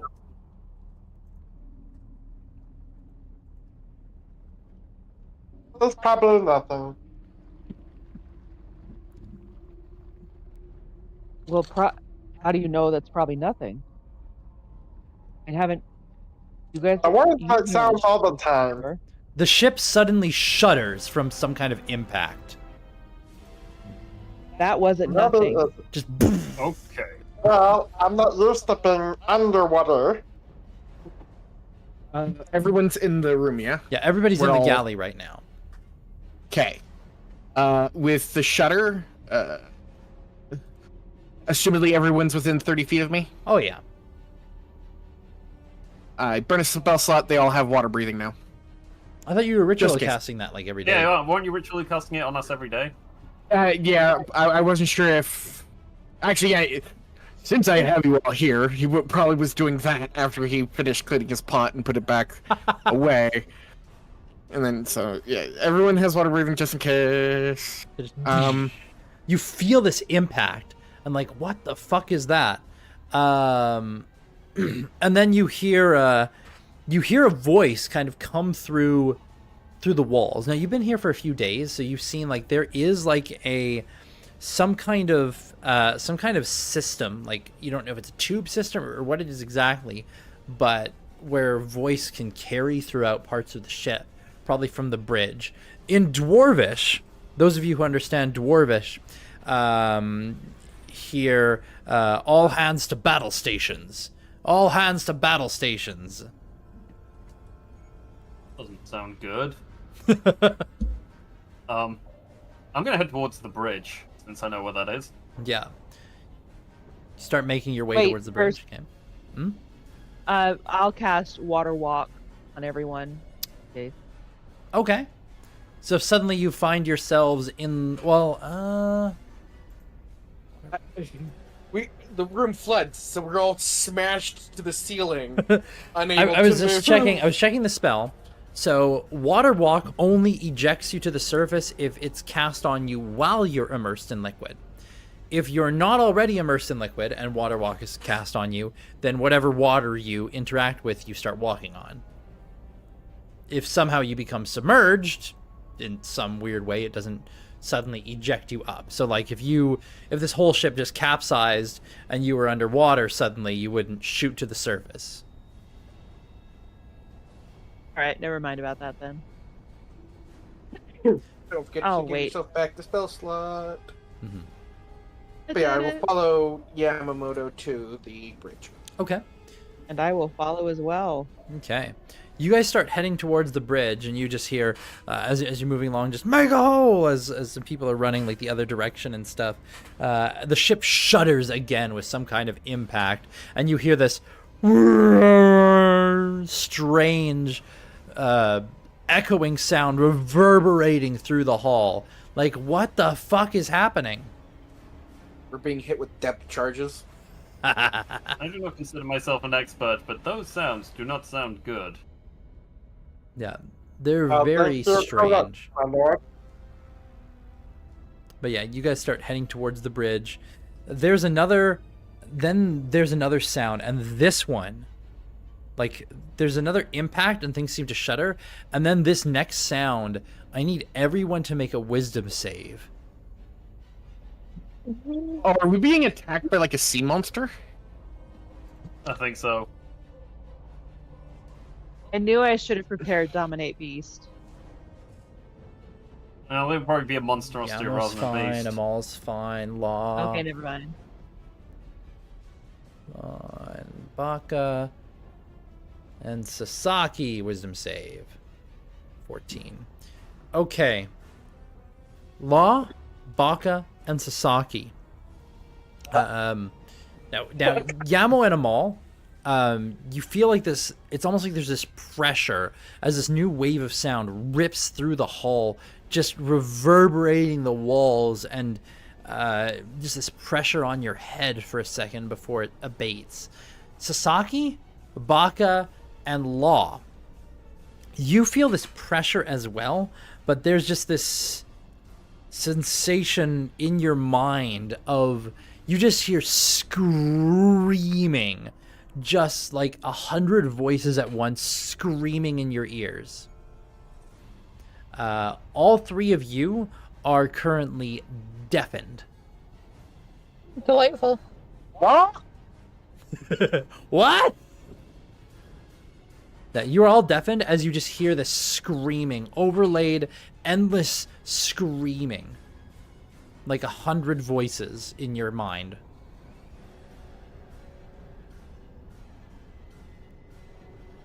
Oh shit. Yeah. I think we've met these people before. You are also frightened, but because you do not see a source, you are, you know, unaffected by the fear part of it. Like, you can feel like this dread grip you, but because the source of your fear is directionless, you're not under disadvantage for anything because you can't actually see whatever the source is. As you're moving along, you see several dwarves like stop and hold their heads, like just and they yell out. But yeah, Amal and Yamo, you seem fine, but Law, Baka, and Sasaki, you can't hear anything but the screams in your mind. But you otherwise can act normally.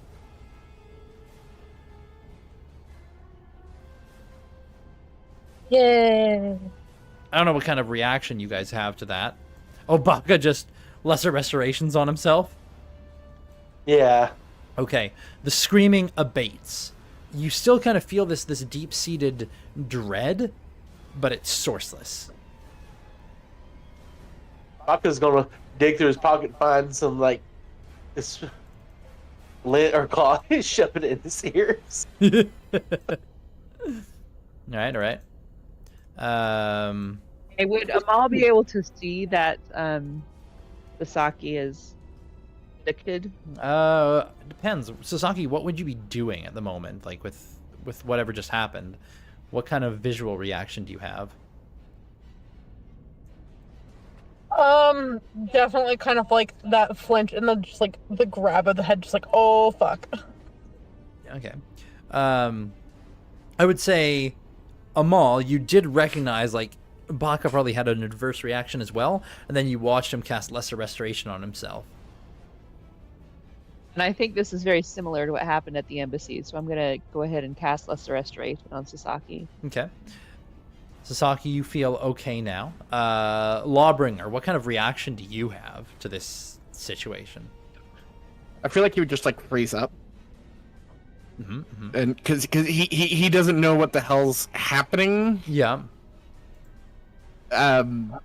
Yeah, he goes like statue, but then he realizes that other people aren't affected, or they're curing themselves. Mm-hmm. He didn't prepare lesser restoration, so he can't fix himself, but he'll just try to do the best he can with what he's got. Okay. All right. So just kind of braces and follows. All right. Yep. So how visual would it be, like his issue with it? I don't think it'd be very visual, Okay. but like Are we good? I think he'd be like a little bit more clumsy. Hmm. As like he would stop and he wouldn't realize that people are like how close someone is behind him until they're like walking into him by accident. Yes. So then, with your insight, what do you call it? With your insight, Amal, you can tell there's something up with him as well. I don't know if you do anything about Are it, you but good? you can see the I'll mouth go ahead and movements. cast Lesser Restoration on him too. Okay. Okay. Because again, I think this is just like what happened at the Yeah. embassy.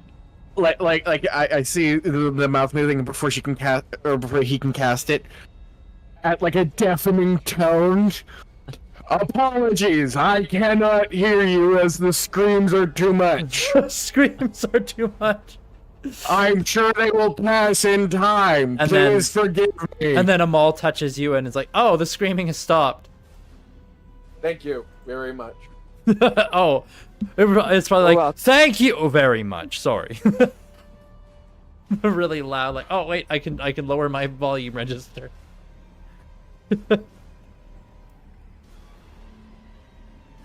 Yep. Okay. All right. Well, you continue on towards the bridge. Now, as you're heading along, there is another impact, and suddenly the hallway in front of you vomits forth a gusher of water, as it seems part of the hull in the area that you're going through has split. Now, this is an interesting thing, because the hallway that you were going down, as far as you could tell, is not on the outer hull. That's very bad. But water is starting to vomit into the corridor where you are. It's not like instantly filled, but it is starting to fill up. And the question is, like, the direction you were going passes by, like, where the water is kind of vomiting in. So you could go back or you could go forward. You can see there are, there is like a door forward, and you did pass one not too far back. There's no, like, you can see there's other crew that were scrambling along, but in the exact hallway that you're in right now, you're the only people who are just standing where you are right now. What would be your initial reactions? Like, water's vomiting into the hallway. Do you keep going where you were, trying to get past the water, or do you go back? Oh, I keep going. Okay. Yeah, let's keep going. Okay. And you all, or Acapella is god. I need everybody who's going forward to make an athletics check. Good news is we can't drown. That's true. Woo! Yeah. 28. That news is some of us might be blasted away. 9, Let's 12, 28, 7. Oh, fuck. Amazing, Can I be- amazing. Wait. Yeah, I have I'm a falling question. backwards. You have a I have a question. Can I be at the back of the party and I just forced everyone forward? We are moving forward now. I would say make a strength save, Lawbringer, as 2 people are going back. Well, 2.5 people. Yeah. Oh 6. yeah. So as you guys are going forward, it's like you try and push into the water. Yamamoto, like Baka, just suddenly is whoop, and you lose your footing as well. Amal, you kind of brace as you're trying to pull yourself through. As Sasaki, you like get out of the way as you're pushing through the water and past this spray that starts hitting you in the face. Lawbringer at the back, though, we move forward. You brace, fill the whole hallway, and just. We move as one. Yeah. Now, Law, I need you to make another athletics check here. This one's at disadvantage. You can Flash of Genius this if you want, because you are forming a stopper with the water. Okay, I might do that in a minute, but okay. But yeah. You were about to ask another question too. 19 or 29 plus 5, so You 34. have disadvantage. Oh, sorry. So roll again with a +5. See if it's any worse or better. It's 20. Okay. So A 20 is still enough. So you are pushing like everybody. It's a good thing, like Yamamoto, Baka. It's a good thing that you can breathe underwater, because right now, Baka, you're like at the bottom of this room. You cannot even move. You're almost like you're basically pinned to Law underwater. This would be very bad if you couldn't breathe, but you can breathe. So it's like you can't move, but you can breathe. And because you can breathe, Probably you can sounds make like noise. one of the Murlocs off of World of Warcraft right now, trying to speak underwater. Yeah. Funnily enough, since you can breathe underwater and you're breathing the water, like your lungs are equalized with it, and you don't really have air bubbles inside. So when you're speaking, it's just your reverberations as you're expelling the water. So you don't sound like a blurr. You kind of sound weird, but understandable. Well, Yeah, you kind of sound more like a whale, but you can make sounds, you can articulate, you can cast spells, you can speak and be understood. You just sound a little weird, but you don't sound like the blah, blah, blah, blah, which is also a good thing, because I did actually look this up in case something like this happened. I looked up, hey, how deep underwater can somebody go before they're crushed? And then, there was a lot of different answers, but then it was like but what if you could breathe the water? And it's like, well, then you can handle a lot more because you got no air inside causing problems. Like, oh. So, you know, it's good that you're breathing the water because you're internally equalized with it. You just have to worry about your eardrums at that point. Anyway, you guys push through this water, and Law, as you push past the water spout thing, like it's just kind of on you, and then suddenly you feel the pressure is now behind, as the water was pushing against you, and you were filling the space. Now the thing is, Sasaki, as you're moving forward to the next area, it's like okay, and suddenly you feel this wave from behind, and Amal, you feel this wave from behind, as Law is kind of like stoppering, like he's not a watertight seal, but the amount of water coming in, there's not enough to get past him. So where's it going to go? Where you guys are? You guys are like washed into the next chamber. You can see dwarves scrambling around. How big is the hole? That's a question. What? How big is the hole? The hole itself, the rupture. Make a perception. Is it like a foot? Yeah, make a perception check on it because it's hard to see the. Yeah, natural one. Okay. Yeah, it's hard to tell exactly because there's water constantly coming out of a breach somewhere, so you can't directly see the breach because there's just water pouring in. So it's hard to determine, Law.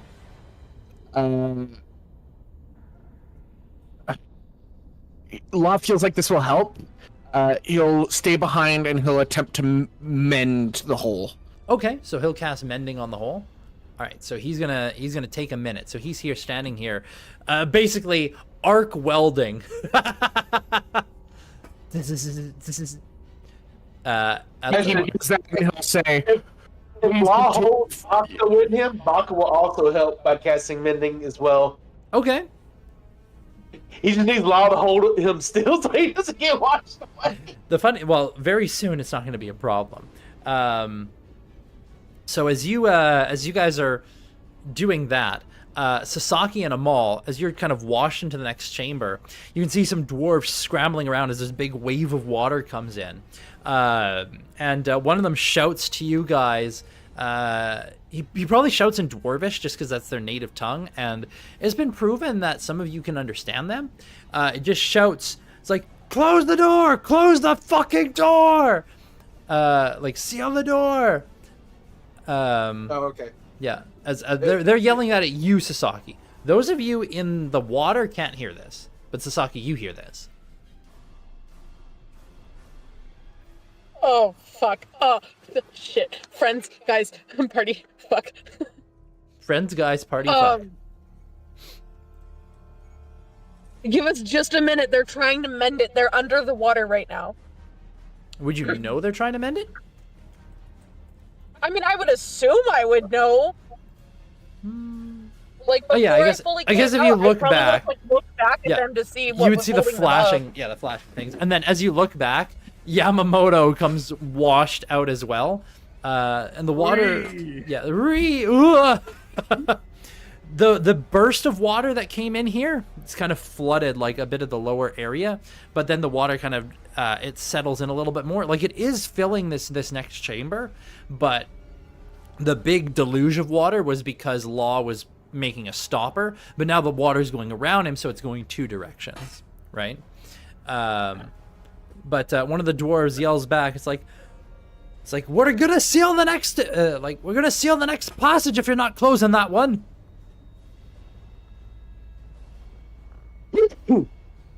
As they're like getting out of this chamber. On? What's going on? Yeah, and Amal, you don't understand what he's saying at all. Yeah. She'll Everyone get through the door and we'll close it. You what? She would translate for Amal. What, Yama? What did you say?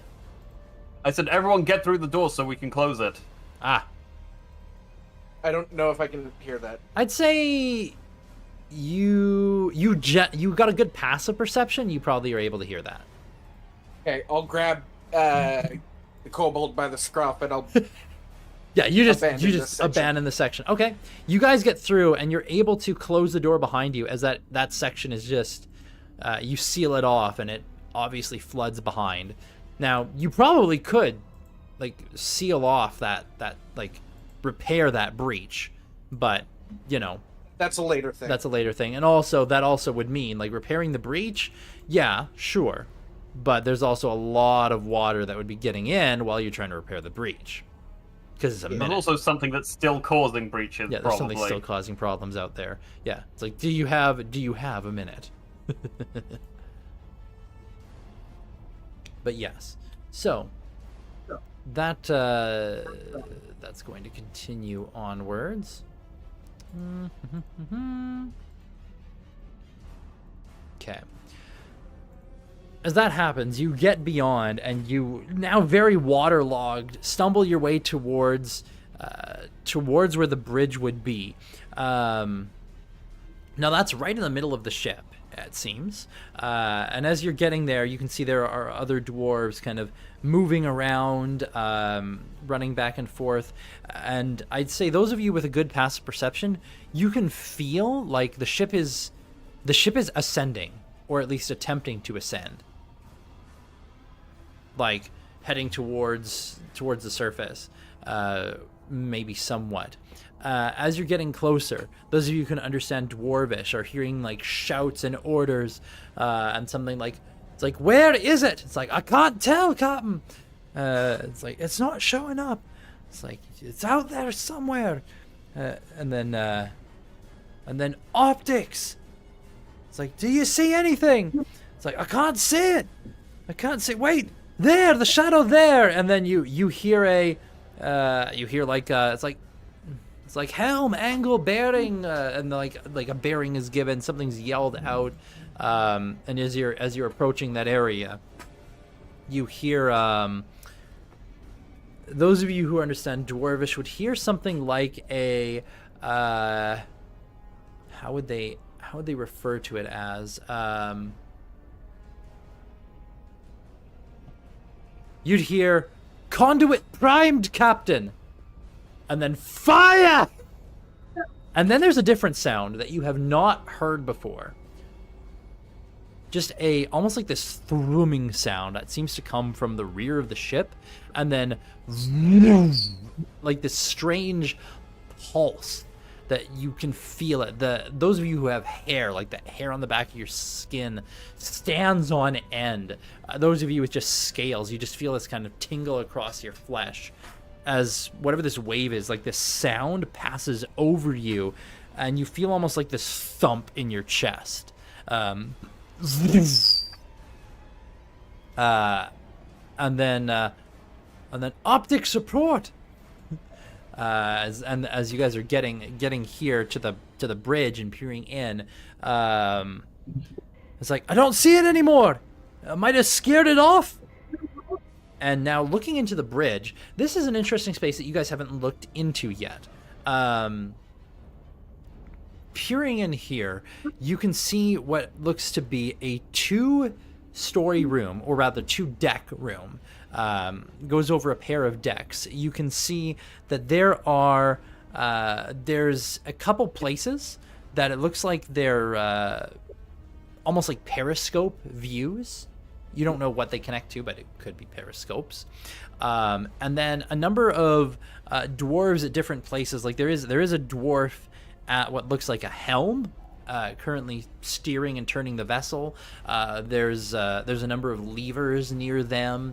You can see there are other levers and switches in other places of this room. There's no screens or anything. And then just standing amidst the center of it is the captain.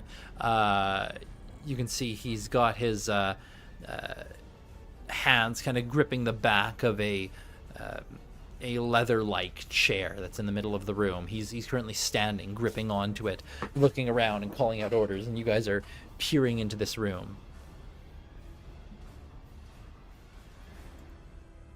What's going on? He turns. It's like, what are you doing in here? Ah! And then somebody else calls out, it's like, I don't see it, Captain. And he turns, like, keep looking. And turns and looks back at you. It's like, we're under attack. What do you think is happening? Like what? I don't fucking know. came out of nowhere. And then you hear, it's like, Captain, on the starboard side, it's coming in fast. And the captain just yells, brace! Because obviously the ship can't turn in time. All of the officers there, like all the people, they seem to grab onto things, and you guys heard them yell, brace. I grab something. Grab Law. I grab Yamamoto. I feel like I'm like Law's so big that Yeah. like he doesn't have to brace because he's already hitting 3 things simultaneously. You're Yeah, touching he's the already floor, ripped the into them, ceiling, and 2 walls all at the same time. Yeah, yeah. Okay. Baka, what do you brace on? He's just gonna grab Law. All right, I need everybody to make a strength or dexterity save. Law, you have advantage because you're so fucking big. Oh yeah, Yamo, pretty good. Oh wow, yep. Oh dear. Oh dear. I was like, should I flash of geniuses? Nah, it's fine. I have advantage. I should have flash of genius this. Sasaki, I still would have made a huge difference. I'm sorry, you want me to do a what save? dexterity or strength, your choice. Okay. 17 for strength save. Okay. Yamamoto, you managed to grab onto something really quick. Baka, you grab onto Law. Amal and Sasaki, you both grab onto things too. I think Amal, you grabbed onto Yamamoto. Law, Yeah. you're kind of braced in here, but when the ship, like there's this impact, and you're kind of thrown in a direction that you weren't expecting, and it's kind of, you start rolling down the hallway, and you scrape down the hallway a little bit before landing prone, like just kind of out of sorts. As this happens, I like grab Baka because he's holding on to me, and I'll like try to shield him from my titanic ass. Titanic ass. How did Baka die? Well, you see, I flattened him. My ass. Titanic. As my half-ton ass landed on him. Oh my god. Okay, that's actually really funny.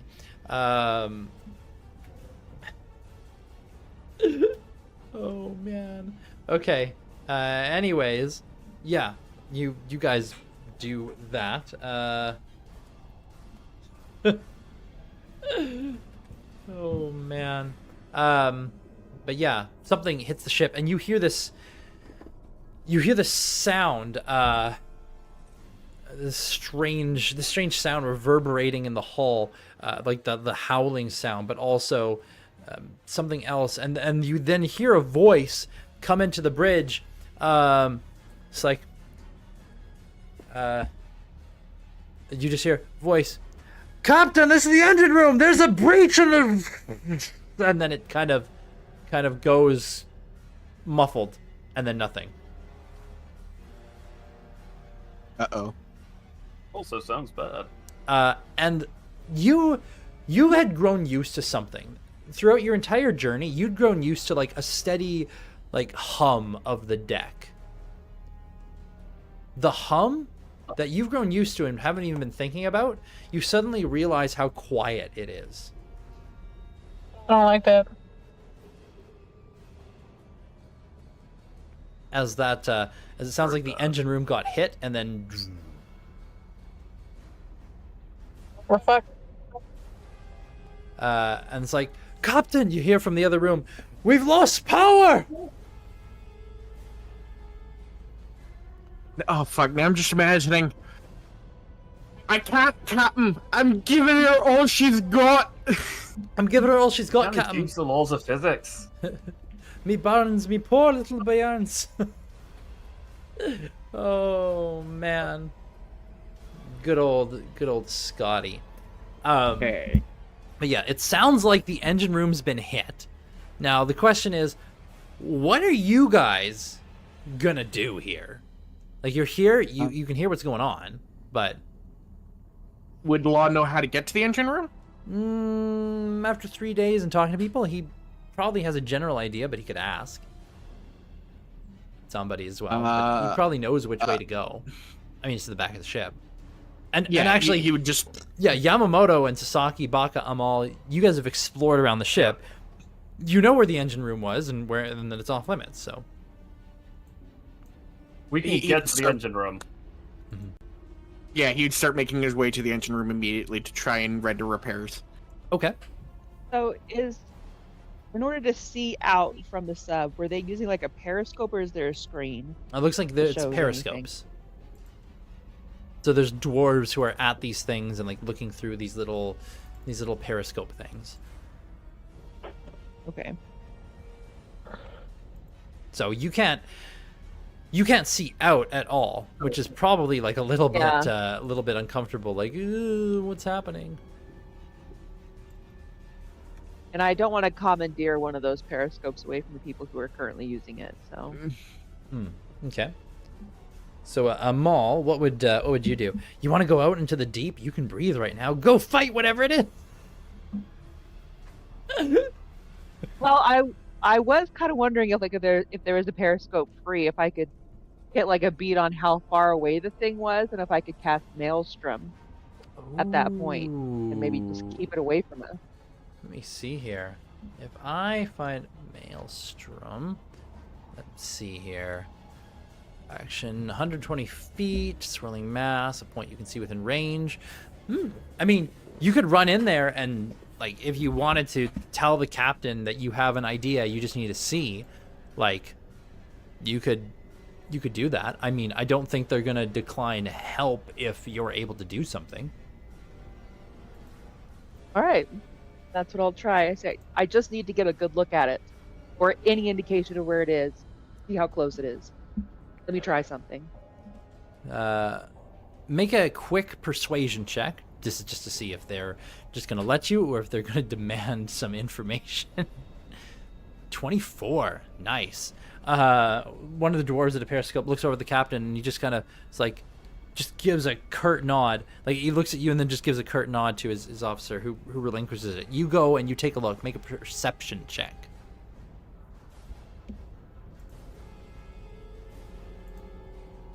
27. Not bad, not bad.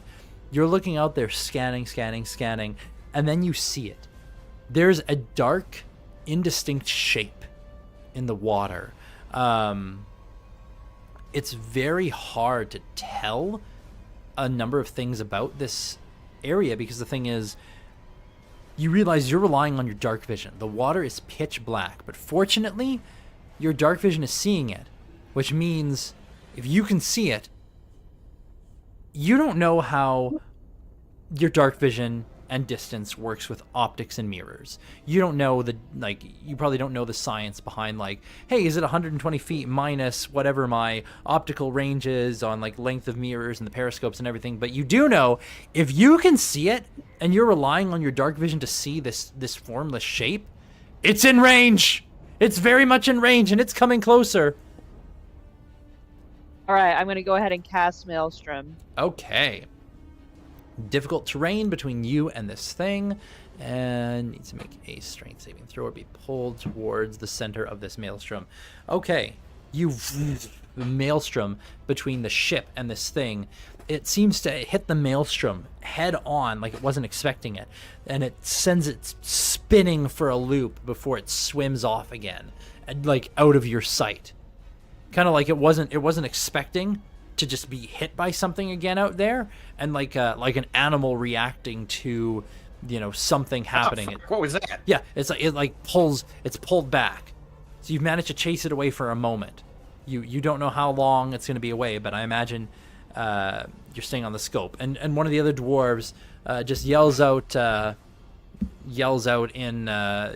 in Dwarvish, which I guess you can't understand. Now, does anybody stay with them all? So, who goes running to the engine room? Who stays with them all at the bridge? I'll stay with them all. Okay. I'll stay at the bridge as well. Okay.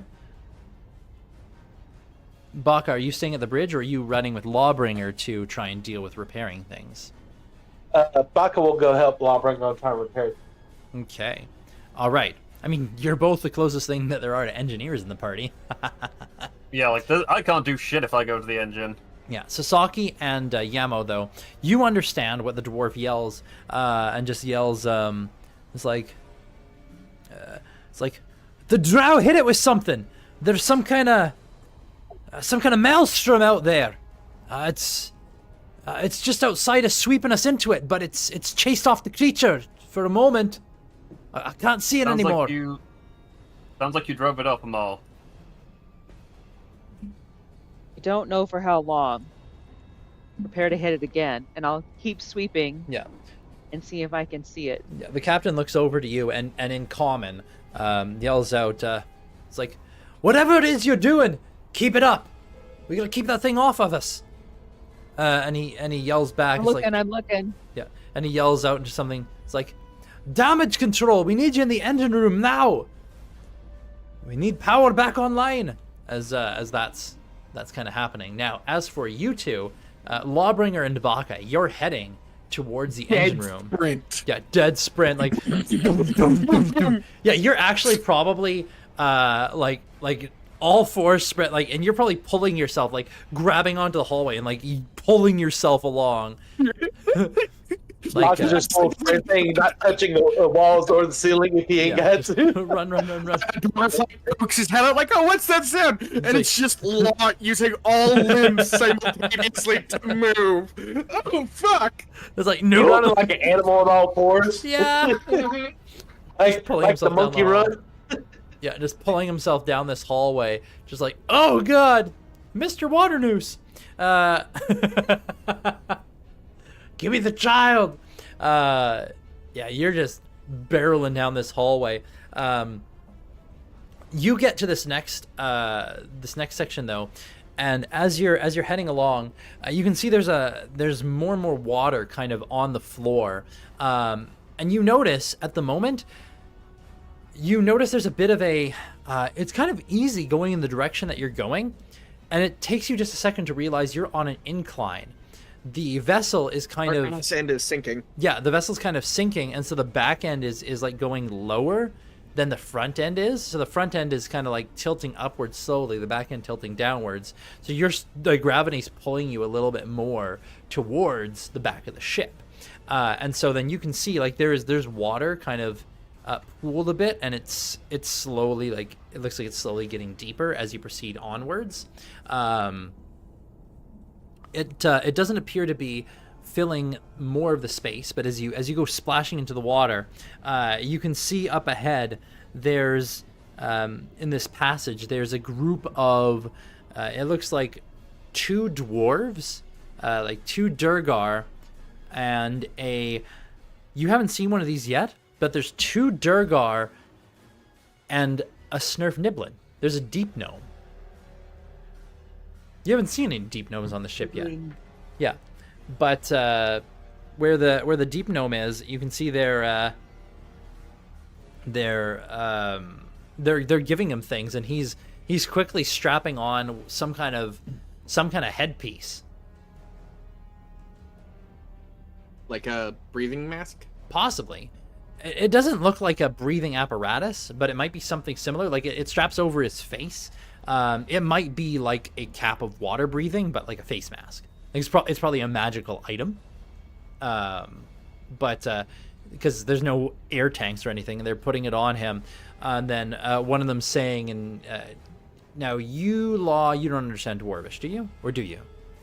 No. No. Okay. Baka, you're hearing one of them saying like... one of them saying to the other, it's like, we got to open the door. It's like, I might flood the chamber again. It's like, how else are we going to get him in there? As you guys come thumping forward, just boof, boof, boof, boof. It's like, ugh! Recognizing you, Law, and that you only speak common, one of them's like, it's like, what the fuck are you doing here? Aren't you the cook? I am also technically skilled. And I do not need to breathe. They look at each other.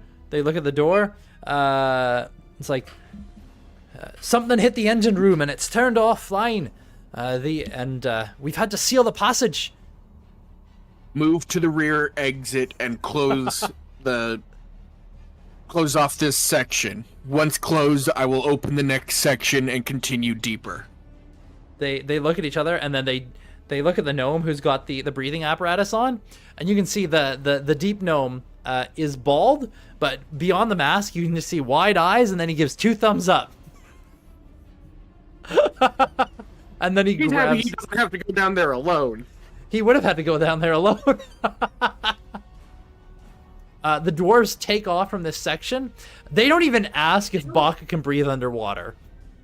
They just run. Yeah. And you hear a slammed sound from further down the passage as they start sealing off this area. Spell storing item, enhanceability, intelligence for what's coming up. Ooh, nice. Okay. So you're now concentrating on that. It's a good thing water breathing isn't concentration or anything crazy like that. Yeah. That would make it really bad. Yeah, the gnome points at you, Baka, and in common, "Hey buddy, can you breathe?" Thus. All right, open it up, big boy. And he slaps you twice on the back well, on the back of the leg, more like. Yeah, I go directly into the water and crank the door. Yeah. You're pretty strong, right? 21. 21. Yeah. You don't need to make a check for this. You just hands on it, turn, and then as you open it, there's a sudden shift in water pressure as this area starts rapidly filling with water. I grab 2 of them. Yeah. You grab the 2 small ones?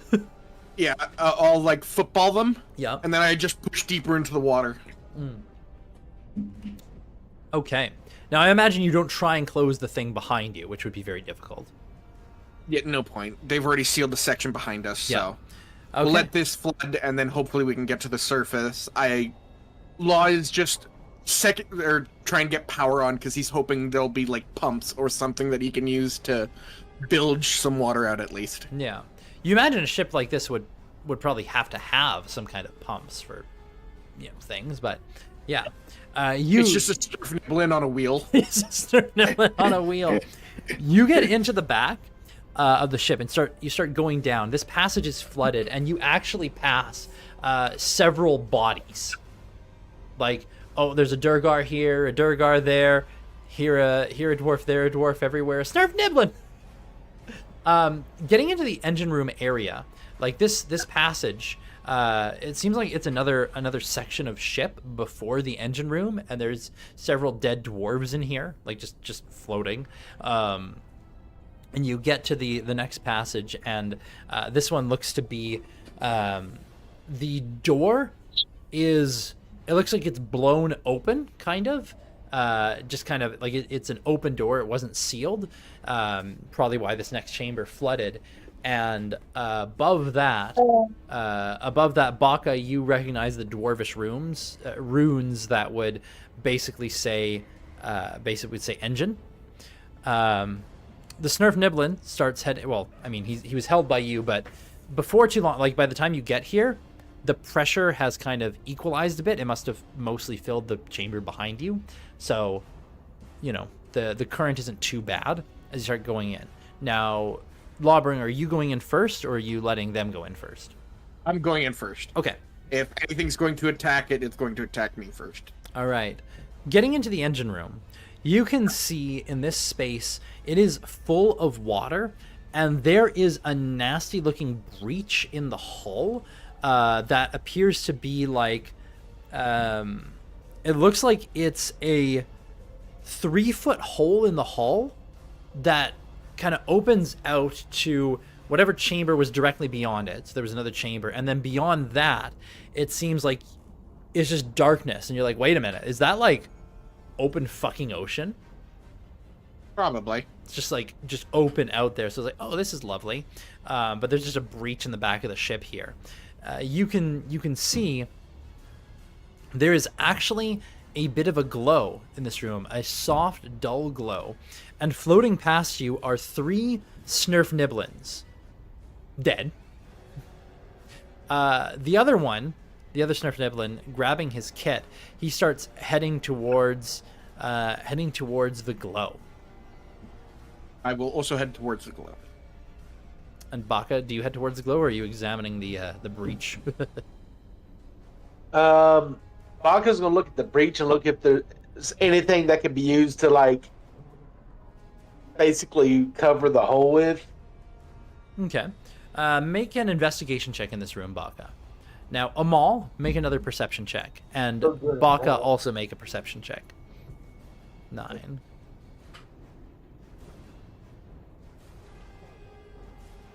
16, 13. Okay. Amal, you're looking around. Now I need to check a couple other things as well. Okay. All right. So, Baka, you're looking around like where could there be something? And then something catches your eye. As in your dark vision, you see like there's some kind of movement out there in the black. Like there's a shape out there now. It's like, what is that? Amal, you're looking around, and then you hear a shout. It's like from one of the other dwarves, this time in common.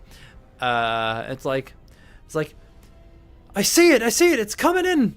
It's coming in from the port side. Now, Amal, really quickly, do you know what port and starboard are? No. I wouldn't know. Then make a D100 roll. Port is low, and okay. You just by happenstance look the right direction. Like you don't know which way's port or starboard, but you just look in the direction, and you happen to be in the right direction. As you can see, there's a thing about to hit the ship, but you see it in time. You could throw another maelstrom at it if you want. Yep. Okay. You throw in another maelstrom. Now this one, make a spell casting check. So just make a wisdom check, because that's your spell casting attribute.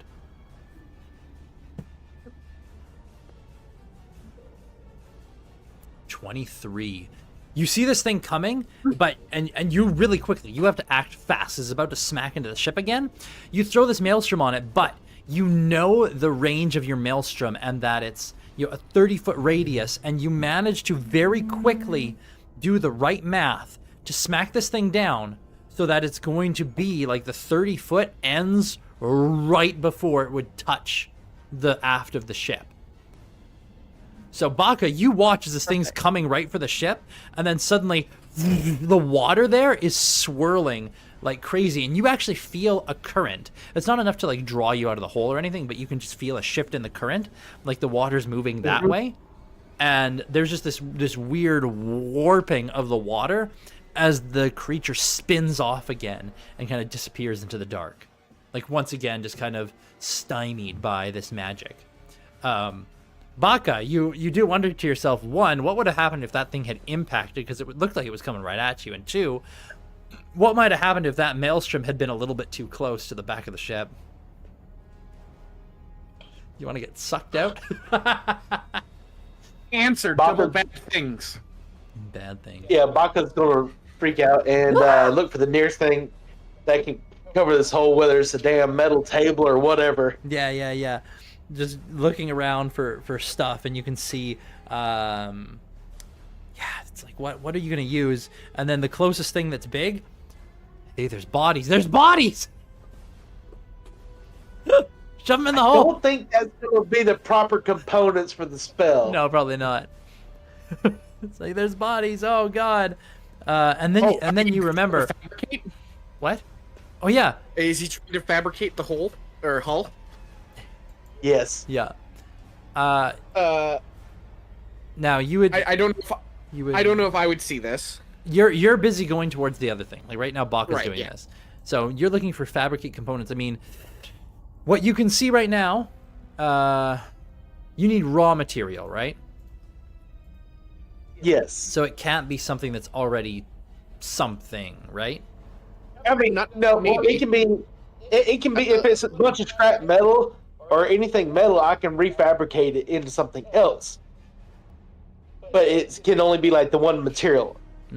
So it's either like Okay. all metal, all stone, or all wood. Well, then what you can see is, okay, the hull here is damaged. But I mean, you could try and repurpose the inner hull to reinforce the outer hull. Like, I'm gonna defabricate the hull and refabricate it over there. You know, like basically widening the hole in engineering to seal up the hole on the outer hull. Just takes the door off engineering and shoves it to the outer hull. Yeah, I mean, that would work. The door is... The range is 120 feet. How far away? Oh, yeah. The door has been kind of, like, broken. So, I mean, you could refabricate the door onto the outer hull. Yeah, he'll go do that. So you're starting to fabricate over the next 10 minutes. That's going to take a while. Yes. Okay. Well, I mean, it's got to be done one way or another, and I doubt just throwing the door up against it and then casting mending is going to actually seal it. No. Okay, so you're starting to refabricate. Lawbringer, you head to the back there, and you can see there is a glow, as it looks like some kind of... There's actually something suspended in a chamber, sealed off by... It looks like there's this glass that's kind of cracked, and beyond it there's a glowing orb that's just suspended there. Orb. The gnome, it's like, uh-oh, we got a containment breach. And that is where we're gonna leave it until next time. Everyone's taking massive amounts of irradiation. Containment breach is never a good word. Containment breach. But yeah, so that will be handled next time. Good times. Well, thank you for coming, and I will see you all next week on Stargate SG-1 for more underwater excitement. Yay. Bye-bye. Oh. Bye, guys. Bye. Bye. Good week. Bye. I'm gonna go We're to a shower. die. Go get food.